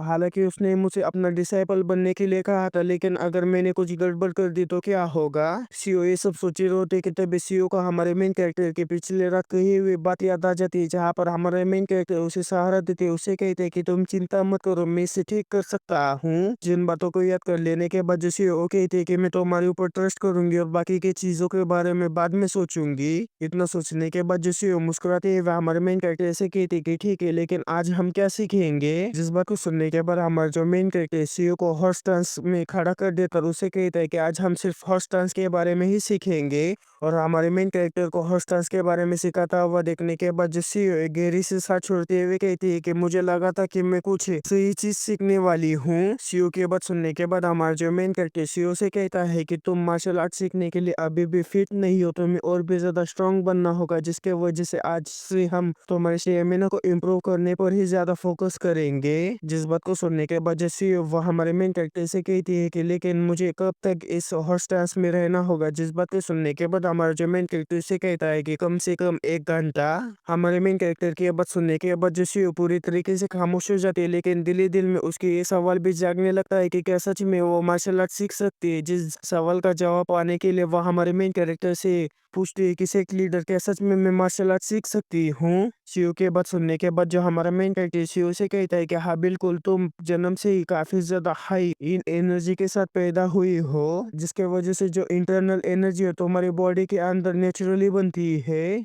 हालांकि तुम्हारे बॉडी के अंदर जो इन एनर्जी हो तुम्हें काफी ज्यादा हेवी फील होगी, लेकिन ये तब तक ही होगा जब तक कि तुम अपने लिए एक डांटियान को फॉर्म नहीं करती। और साथ ही में वह हमारा मेन कैरेक्टर कहता है कि एक एब्सोल्यूट इन फिजिक में आखिर उसे कैसे खो सकता हूँ। वो एक मार्शल आर्टिस्ट बनने के परफेक्ट कंडीशन के साथ पैदा हुई है। हमारे मेन कैरेक्टर की इस तरह की बातें सुनने के बाद जो सिस्टम है वह हमारे मेन कैरेक्टर से कहता है कि आपकी जो क्रिपीनेस है वो इंक्रीज हो चुकी है। लेकिन तभी वहां पर वो जो एजेंट है वो चिल्लाते हुए आकर हमारे मेन कैरेक्टर से कहता है कि बेकलियन जो व्हाइट शॉर्ट सेट थे उन्होंने तुम्हारे लिए एक लेटर को भेजा है। क्या व्हाइट शॉर्ट सेट का जो सेट लीडर है वो पर्सनली तुम्हें जानता है या फिर कोई अलग बात है। व्हाइट शॉर्ट सेट के बारे में सुनने के बाद जो शो है वो काफी ज्यादा गुस्सा हो जाता है। शो को इतना ज्यादा गुस्सा करता हुआ देखने के बाद जो हमारा मेन कैरेक्टर समझ जाता है कि उसने जिन डिसाइपल्स को पीटा है वो व्हाइट शॉर्ट सेट के ही डिसाइपल्स थे। सब कुछ जान लेने के बाद हमारा जो मेन कैरेक्टर उस एजेंट के पास उस लेटर को लेकर उस लेटर को पढ़ने लगता है, जिसमें ये लिखा होता है कि जो व्हाइट शॉर्ट सेट है वो जल्दी ड्यूअल कंपटीशन रखने वाला है, जिसके के अंदर हमारे मेन कैरेक्टर को भी ज्वाइन होने के लिए बुलाया होता है। जो व्हाइट शॉर्ट सेट है उसका इस रीजन के अंदर काफी ज्यादा बड़ा रुतबा है और उनका जो सेट लीडर है वो उसकी जो पर्सनैलिटी है सच में काफी ज्यादा अजीब है। अफवाह ऐसे है कि इस ड्यूअल कंपटीशन के अंदर जो सेट लीडर है वो कमजोर सेट को धमकाना काफी ज्यादा पसंद करता है। है, लेकिन जो व्हाइट शॉर्ट सेक्ट है वो अपने से सिमिलर लेवल या फिर उनसे थोड़े से कमजोर सेक्ट को इस तरह का न्योता भेजता है। लेकिन हमने अभी अभी तो अपना सेक्टर बनाई जो कि काफी ज्यादा कमजोर है, तो फिर आखिर उसने इस ड्यूअल कंपटीशन का न्योता हमारे पास क्यों भेजा? उस एजेंट की बात सुनने के बाद हमारा मेन कैरेक्टर सो और जो सिस्टम है वो एजेंट के ऊपर काफी ज्यादा गुस्सा हो जाता है और काफी ज्यादा खतरनाक तरीके से उसकी तरफ देखते है, उससे कहते हैं कि क्या तुमने अभी अभी हमारा मजाक उड़ाया? जिन लोगों को इतना ज्यादा गुस्से में देखने के बाद जो एजेंट होता है वो काफी ज्यादा डर जाता है, उनसे कहता है कि नहीं नहीं, ये सब गलत फहमी है। फिर जो हमारा मेन कैरेक्टर एजेंट से कहता है कि ठीक है, तुमने जैसा कहा, मुझे ऐसा लगता है कि वो जरूरी उस ड्यूअल कंपटीशन के अंदर हमें काफी ज्यादा शर्मिंदा करेगा, लेकिन वो ये नहीं जानता होगा कि आखिर वो पंगा किससे ले रहा है। सच में वहां पर जाने में काफी ज्यादा मजा आएगा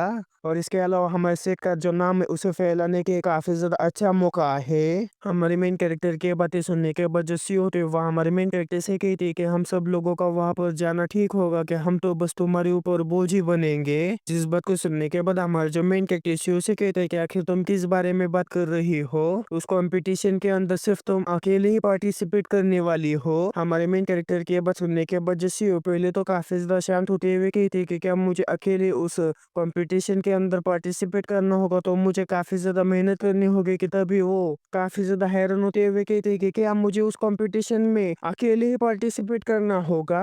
फिर हमें कुछ समय बाद या फिर कुछ दिनों के बाद का सीन दिखाया जाता है जहाँ पर जस्सी होती है ट्रेनिंग कर कर काफी ज्यादा थक चुकी होती है, इसीलिए वो लेटते हुए कहती है कि सच में मेरा जो स्टैमिना है वो काफी ज्यादा कम है, लेकिन ऐसा नहीं लग रहा है कि मैं हॉर्स डांस का कुछ ज्यादा ही प्रैक्टिस कर रही हूँ। और इसके अलावा मैं शॉट को दिन में मुश्किल से 1 ही घंटे चला पाई हूँ, और इसके बावजूद मैंने बस उस शॉट को स्विंग करना ही सीखा है, जो कि बच्चे बच्चे भी काफी आसानी से कर लेते हैं। और जो वाइस शॉट सेट का जो ड्यूअल कंपटीशन है वो 2 हफ्तों में होने वाला है, लेकिन मुझे अभी भी ये समझ में नहीं आ रहा है कि आखिर वो सोच क्या रहा है, क्योंकि मैं अभी अभी उसकी डिसाइपल बनी हूँ। ना ही मुझे तलवार चलाना आता है और ना ही मैं किसी इनर एनर्जी का इस्तेमाल नहीं कर पाती हूँ, फिर भी आखिर वो मुझे उस कंपटीशन में क्यों भेज रहा है? लेकिन फिर जो सी वह हमारे मेन कैरेक्टर के बारे में याद करते हुए कहती कि नहीं नहीं, मुझे इसके बारे में बिल्कुल भी नहीं सोचना है, मुझे ट्रेनिंग के बारे में सोचना है। इतना कहने के बाद जब सी हमारे मेन कैरेक्टर के कमरे के पास आती है तो हमारे मेन कैरेक्टर के कमरे के अंदर से आती हुई रोशनी को देखने के बाद जिससे वो कहती है कि क्या वो अभी भी नहीं सोया है। इतना कहने के बाद वो धीमे आवाज में हमारे मेन कैरेक्टर को आवाज लगाते हुए कहती है कि सेक लीडर। इतना कहने के बाद जैसे वो कमरे के अंदर जाते हुए हमारे मेन कैरेक्टर को देखती है तो हमें हमारे मेन कैरेक्टर को दिखाया जाता है जो कि कपड़े को सिलते हुए सिस्टम से कहता है कि दिखने में जितना आसान लगता है उतना आसान नहीं है। और जैसे कि हम लोगों को पता है कि जो सिस्टम है वो सिर्फ हमारे मेन कैरेक्टर को दिखाई देता है, जिसके वजह से सीईओ को ऐसा लगता है कि हमारा जो मेन कैरेक्टर खुद से ही बात कर रहा है। और जो सिस्टम है वह हमारे मेन कैरेक्टर से कहता है कि कपड़े को सिलते हुए तुम्हें 23वीं बार चोट लगी है। सिस्टम की बात सुनने के बाद हमारा जो मेन कैरेक्टर सिस्टम के ऊपर चिल्लाते हुए उसे कहता है कि तुम चुप रहो। फिर वो आगे कहता है कि अब शायद कुछ ही समय के अंदर वो हर्ष डांस की ट्रेनिंग के ऊपर सवाल उठाना शुरू कर देगी। इससे पहले कि ऐसा हो मुझे उसके लिए नए नए ट्रेनिंग के कपड़े बनाने होंगे। बस मैं आशा रखता हूँ कि उसे ये कपड़े पसंद आए। और हमारे मेन कैरेक्टर को अपनी इतनी ज्यादा फिक्र करता हुआ देखने के बाद जिससे चुपचाप से वहां पर से जाने लगती है। लेकिन तभी हमारे मेन कैरेक्टर को सिस्टम का नोटिफिकेशन आता है कि जो सीईओ की स्पेशल एबिलिटी रिस्पॉन्सिबिलिटी है वो जल्दी ही ऑब्टेन करने वाली है। जिस बात को सुनने के बाद हमारा मेन कैरेक्टर काफी ज्यादा हैरान होता है, तो सिस्टम से कहता है कि क्या अचानक से। फिर हमें सीधा कंपटीशन के दिन का व्हाइट शॉर्ट सेट का सीन दिखाया जाता है जहां पर मार्केट में जो व्हाइट शॉर्ट सेट का डिसाइपल होते हैं दूसरे डिसाइपल से कहता है कि आखिर सेट लीडर अचानक से इस कंपटीशन को होस्ट क्यों कर रहे हैं? हमें राइटियस हेवन सेट के साथ प्राइवेट ड्यूल करने की क्या जरूरत पड़ी? जिस बात को सुनने के बाद जो दूसरा डिसाइपल है उससे कहता है कि हमारे जो व्हाइट शॉर्ट सेट के डिसाइपल्स है उन्हें राइटियस हेवन सेट के डिसाइपल्स ने कुत्ते की तरह पीटा है, ऐसी अफवाह चारों तरफ फैल गई है। और हमारा जो सेट लीडर है वो इस ड्यूअल कंपटीशन को होस्ट कर कर ये दिखाना चाहता है कि व्हाइट शॉर्ट सेट के खिलाफ जो भी जाएगा उसका क्या हश्र होगा। जिस बात को सुनने के बाद जो पहला वाला डिसाइपल है दूसरे वाले डिसाइपल से कहता है कि मुझे नहीं पता कि आखिर वो कौन लोग है, लेकिन ऐसा लगता है कि वो अपनी औकात भूल चुके हैं। लेकिन तभी वहां पर हमारा मेन कैरेक्टर सीओ पहुंच जाती है। वहां पर पहुंचने के बाद जो सीओ थे उन लोगों से कहती है कि क्या हमें यहाँ पर ही साइन इन करना होगा। जिस बात को सुनने के बाद वो जो पहला वाला डिसाइपल होता है वो सीओ से कहता है कि हाँ बिल्कुल तुम्हें यहीं पर ही साइन करना होगा। साथ ही में वो अपने मन में कहता है कि आखिर ये लड़की किस सेक्स से बिलोंग करती है, वो कितनी ज्यादा क्यूट है। वो ये सब सोचे रहो होता है कि तभी हमारा जो मेन कैरेक्टर जो सीईओ होती है वहाँ पर साइन कर कर वहाँ पर से जाने लगते और पीछे से वो जो आदमी वो चिल्लाते हुए कहता है कि तुम सच में काफी ज्यादा क्यूट हो, लेकिन तुम इस लड़के के साथ मत घूमा करो, ये जो लड़का है वो तुम्हारी खूबसूरती को दबा रहा है। जिस बात को सुनने के बाद हमारा जो मेन कैरेक्टर उनके ऊपर काफी ज्यादा गुस्सा हो जाता है और उन लोगों की इस तरह की बातें सुनने के बाद जो सीईओ मन ही मन में काफी ज्यादा मुस्कुरा रही होती है। फिर वहां पर से सीन चेंज होकर हमें सीधा अरेना का सीन दिखाया जाता है, जहाँ पर जो व्हाइट शॉर्ट सेट का जो लीडर है वो आते हुए कहता है कि इस ड्यूल कंपटीशन को शुरू करो, जो कोई भी इस ड्यूल कंपटीशन के अंदर जीतेगा उसे लेजर ब्लू पिल दी जाएगी। जिस चीज को सुनने के बाद वहां पर जितने भी लोग होते हैं वो काफी ज्यादा हैरान हो जाते हैं। और जो सिस्टम होता है वह हमारे मेन कैरेक्टर को उस लेजर ब्लू पिल के बारे में बताता है कि ये जो लेजर ब्लू पिल है वो उडोंग ने बनाए हुए दो पिल्स में से एक है। अगर तुमने इस पिल को खा लिया तो तुम्हारे बॉडी के अंदर जो क्यूआई फ्लो होता है वो काफी ज्यादा मजबूत हो जाएगा और तुम्हारे क्यूआई कोर को भी रिफाइन करने में काफी ज्यादा मदद करेगा।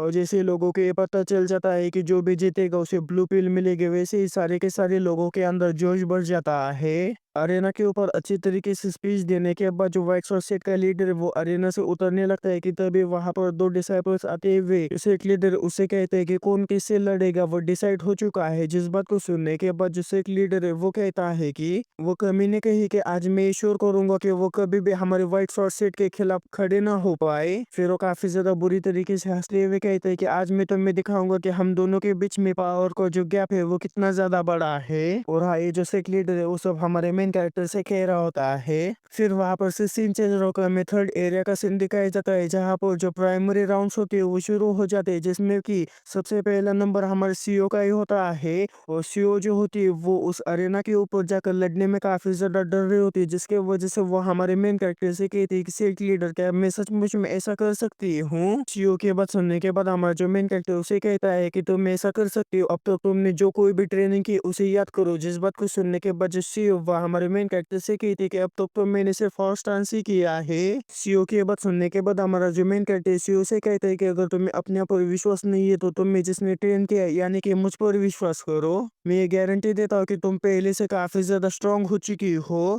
हमारे मेन कैरेक्टर की इस तरह की बातें सुनने के बाद जो सीईओ होते हो काफी ज्यादा एनर्जेटिक होते हैं। वे हमारे मेन कैरेक्टर से कहती है कि मुझे नहीं पता कि मैं कर सकती हूँ या फिर नहीं कर सकती हूँ, लेकिन मैं अपनी पूरी कोशिश करूंगी। इतना कहने के बाद जो सीईओ होते हैं वो लड़ाई करने के लिए अरेना के अंदर जाने लगते हैं। जिसे जाता हुआ देखने के बाद हमारा जो मेन कैरेक्टर वो भी काफी ज्यादा खुश हो जाता है। साथ ही में उसके अंदर से निकलने वाली वो भयानक इन एनर्जी को भी हमारा जो मेन कैरेक्टर काफी आसानी के साथ महसूस कर पा रहा होता है। और इसी के साथ में अनाउंसमेंट हो जाती है कि जो प्राइमरी राउंड है वो शुरू किए जाते हैं। फिर जो हमारे सीईओ का अपोनेंट होता है वो हमारे सीईओ से कहता है कि मैं ब्लू मून सेट का थर्ड जनरेशन का डिसाइपल हूँ। जिस बात को सुनने के बाद जो सीईओ होती है वो भी अपना इंट्रोडक्शन देते हुए उससे कहती है कि मैं राइटेस हेवन सेट की सीईओ हूँ। जिस बात को सुनने के बाद जो चियोंग होता है सीईओ से कहता है कि तुम्हें देखकर तो ऐसा लगता है जैसे कि तुमने अब तक तलवार चलाना भी नहीं सीखा है। चियोंग की बात सुनने के बाद जो सीईओ होती है चियोंग से कहते हैं कि तुमने बिल्कुल सही कहा, मैंने तो बस एक महीने पहले ही इसे सीखना शुरू किया है। जिस बात को सुनने के बाद जो चियोंग है वह हंसते हुए सीईओ से कहता है कि इस इवेंट में आने के लिए तुम्हारा क्या दिमाग खराब हो गया है, आज मैं तुम्हें अच्छा सबक सिखाऊंगा। चियोंग के इतना कहने के साथ ही जो रेफरी मैच को शुरू कर देता है। जैसे मैच शुरू हो जाती है वैसे ही जो सीईओ होती है काफी तेजी के साथ चियोंग के ऊपर हमला करने के लिए उसकी तरफ बढ़ जाता है। अपने मन में कहती है कि मैं अपनी पूरी ताकत लगाते हुए इसके ऊपर हमला करूंगी।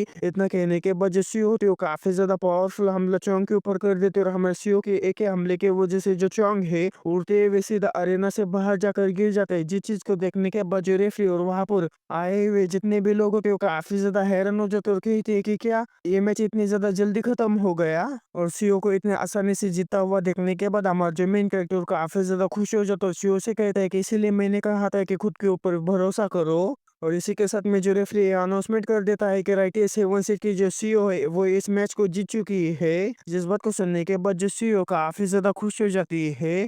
और हमारा जो मेन कैरेक्टर सीईओ की तरफ देखते हुए अपने मन में कहता है कि पिछले 2 हफ्तों में मैंने सीईओ को वो माइंडसेट सिखाया है जो कि एक मार्शल आर्टिस्ट में होना चाहिए। किसी हमले में अपना पूरा जोर लगाना आसान नहीं है, खास करके उसकी उम्र वाले मार्शल आर्टिस्ट, क्योंकि वो हमेशा ही अपना पूरा जोर लगाने से डरते हैं। वो हमेशा इस बात की चिंता करते हैं कि उसका जो अपोनेंट है उसे चोट लग सकती है। लेकिन लेकिन सीओ के केस में बिल्कुल अलग है, क्योंकि जो सीओ है वो अपने अपोनेंट के खिलाफ लड़ने के लिए अपनी पूरी पावर लगाने से पीछे नहीं हटती, और जो सीओ इसी तरह से और 3 राउंड को जीत जाती है। जिस चीज को देखने के बाद हमारा जो मेन कैरेक्टर वो कहता है कि खैर वो आसानी से मेन राउंड तक पहुंच सकती है। अब मुझे सीओ के बारे में चिंता करने की कोई जरूरत नहीं है, तो मुझे देखना चाहिए कि क्या कोई और मेरी नजर में आता है जो कि मेरा डिसाइपल बनने के लायक हो। हमारे मेन कैरेक्टर के इतना कहने के साथ हमें दूसरे अरेना का सीन दिखाया जाता है, जहाँ पर व्हाइट शॉर्ट सेट का डिसाइपल जो जोंगोंग होता है उसका मैच अपने अपोनेंट के साथ हो रहा होता है, जहाँ पर जो जोंगोंग होता है वो काफी आसानी से अपने अपोनेंट को हरा देता है, और जो उसका अपोनेंट होता है वो भी उससे बुरी तरीके से मार खाने के बाद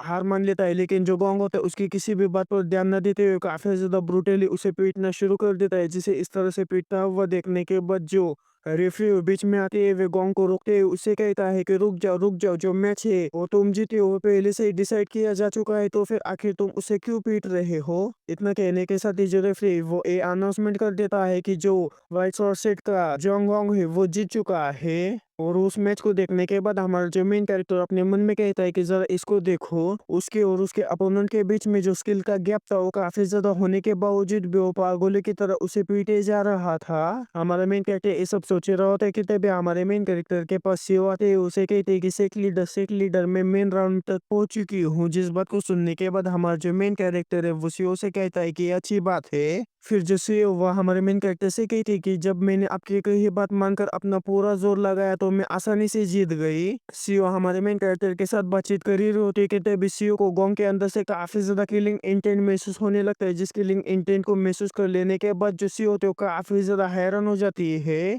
और जब सीओ हमारे मेन कैरेक्टर को उसके बारे में पूछती है तो हमारा जो मेन कैरेक्टर सीओ से कहता है कि मुझे ऐसा लगता है कि मेन राउंड के अंदर तुम्हारा मुकाबला उसके साथ हो सकता है। हमारा मेन कैरेक्टर सीओ वहाँ पर बातचीत कर ही रहे होते कि तभी वहाँ पर व्हाइट शॉर्ट सेट का जो सेक लीडर है वो आते हुए सीओ को मेन राउंड में जाने के लिए बधाइयाँ देने लगता है। फिर वो जो व्हाइट शॉर्ट सेट का जो सेक लीडर होता है वह हमारे मेन कैरेक्टर से कहता है कि मेरे डिसाइपल्स ने इससे पहले आपके साथ जो बर्ताव किया था उसके लिए मैं माफी मांगता हूँ। जिस बात को सुनने के बाद हमारे जो मेन कैरेक्टर सेक लीडर से कहते हैं कि मुझे इसकी कोई भी दिक्कत नहीं है, बस आपको आपके डिसाइपल को डिसिप्लिन सिखाने की और ज्यादा कोशिश करनी चाहिए। जिस बात को सुनने के बाद जो सेक लीडर होते हैं वह हमारे सीओ के कंधे के ऊपर हाथ रखते हुए कहते हैं कि लेकिन एक लड़के का मेन राउंड में जाना सच में काफी ज्यादा इम्प्रेसिव है, लेकिन ये काफी ज्यादा दुख की बात है कि तुम्हारा जो अगला अपोनेंट है वो ग्यूम है। मुझे लगता है कि आपका सफर यहीं पर ही खत्म होगा, लेकिन तुम्हारा जो टैलेंट है वो सच में काफी ज्यादा अच्छा है। हमारा जो व्हाइट शॉर्ट सेट है वो हमेशा ही तुम जैसे टैलेंटेड डिसाइपल को रिक्रूट करता है। जिस बात को सुनने के बाद हमारा जो मेन कैरेक्टर सेक लीडर के हाथ को झटकते हुए उससे कहता है कि इसकी चिंता करने के लिए तुम्हारा बहुत बहुत शुक्रिया, और इसके अलावा तुम्हारे व्हाइट शॉर्ट सेट के जो डिसाइपल्स है वो भी बुरे नहीं है। हमारे मेन कैरेक्टर की ये बात सुनने के बाद जो व्हाइट शॉर्ट सेट का जो सेट लीडर है वो हमारे मेन कैरेक्टर के ऊपर काफी ज्यादा गुस्सा हो जाता है, लेकिन वो वहां पर अपने गुस्से को ना दिखाते हुए अपने दूसरे डिसाइपल वांगवाल को वहां पर बुलाते हुए उससे कहता है कि इन्हें हेडक्वार्टर्स तक लेकर जाओ। जिस बात को सुनने के बाद जो वांग सेक लीडर से कहता है कि हाँ ठीक है। वांग को ऑर्डर दे देने के बाद जो सेक लीडर है वो वहां पर से जाने लगता है, लेकिन जाते हुए वे कृपया से हंसते हुए हमारे मेन कैरेक्टर से कहता है कि तो फिर मैं आशा रखता हूँ कि तुम बाकी की चीजों को भी काफी ज्यादा इंजॉय करोगे, लेकिन अगर तुम ऐसा कर पाते हो तो। फिर जो वांग है वह हमारे मेन कैरेक्टर से कहता है कि मेरा नाम वांगपाल है, मैं व्हाइट शॉर्ट सेट का फर्स्ट शॉर्ट डिसाइपल हूँ, जब तक तुम यहाँ पर हो तब तक मैं तुम्हें गाइड करूंगा। और इसी के साथ में जो सिस्टम है वो हमारे मेन कैरेक्टर को वांगपाल के बारे में बताने लगता है कि इसका नाम वांगपाल है, इसकी उम्र 21 साल है, इसका जो स्केलेटल और जो मस्कुलर स्ट्रक्चर है वो काफी ज्यादा एक्सीलेंट, और इसके अलावा इसका जो टैलेंट है वो भी काफी ज्यादा एक्सीलेंट है, जिसके वजह से ये जो है वो मार्शल आर्ट काफी ज्यादा तेजी के साथ सीख लेता है। हमारा मेन कैरेक्टर सिस्टम की सारी बातें सुन ही रहा होता है कि तभी जो वांग है वह हमारे मेन कैरेक्टर सीओ को कोर्टयार्ड की तरफ जाने का रास्ता दिखाने लगता है कि तभी हमारा जो मेन कैरेक्टर है सीधा वांग के पीछे जाते हुए उसको इधर उधर छूने लगता है, जिसे इस तरह से छूता हुआ देखने के बाद जो वांग है पूरी तरीके से कांप जाता है। फिर जो हमारा मेन कैरेक्टर काफी ज्यादा खतरनाक तरीके से मुस्कुराते हुए उससे कहते हैं कि तुम काफी ज्यादा लंबी और तो हमारी जो बॉडी है वो भी सच में काफ़ी ज़्यादा अच्छी है। हमारे मेन कैरेक्टर को इतनी ज़्यादा बुरी तरीके से हँसता हुआ देखने के बाद जो वांग है पूरी तरीके से सदमे में जाते हुए हमारे मेन कैरेक्टर से कहते हैं कि आपका बहुत-बहुत शुक्रिया। लेकिन वो अब हमारे मेन कैरेक्टर को और नहीं झेल सकता था, जिसकी वज़ह से जो वांग है वो वहाँ से जाते हुए हमारे मेन कैरेक्टर से कहता है कि ये जो क्वार्टर्स है इसमें से आप किसी भी क्वार्टर का इस्तेमाल कर सकते हैं। आप यहाँ पर आराम कर सकते हैं। वांग की ये बात सुनने के बाद हमारे जो मेन कैरेक्टर वांग से कहते हैं कि तुम्हारा बहुत-बहुत शुक्रिया कि तभी जो सीईओ होते हैं वह हमारे मेन कैरेक्टर से कहते हैं कि सेक लीडर मेरे अगले अपोनेंट के बारे में क्या? लेकिन हमारा जो मेन कैरेक्टर सीईओ की किसी भी बात पर ध्यान न देते हुए सीईओ से कहता है कि अगर मैं वांगपाल को अपना नया डिसाइपल बना लूँ तो तुम इसके बारे में क्या सोचती हो? हमारे मेन कैरेक्टर की ये बात सुनने के बाद जो सीईओ काफ़ी ज़्यादा हैरान हो जाते हैं और कहते हैं कि क्या अचानक से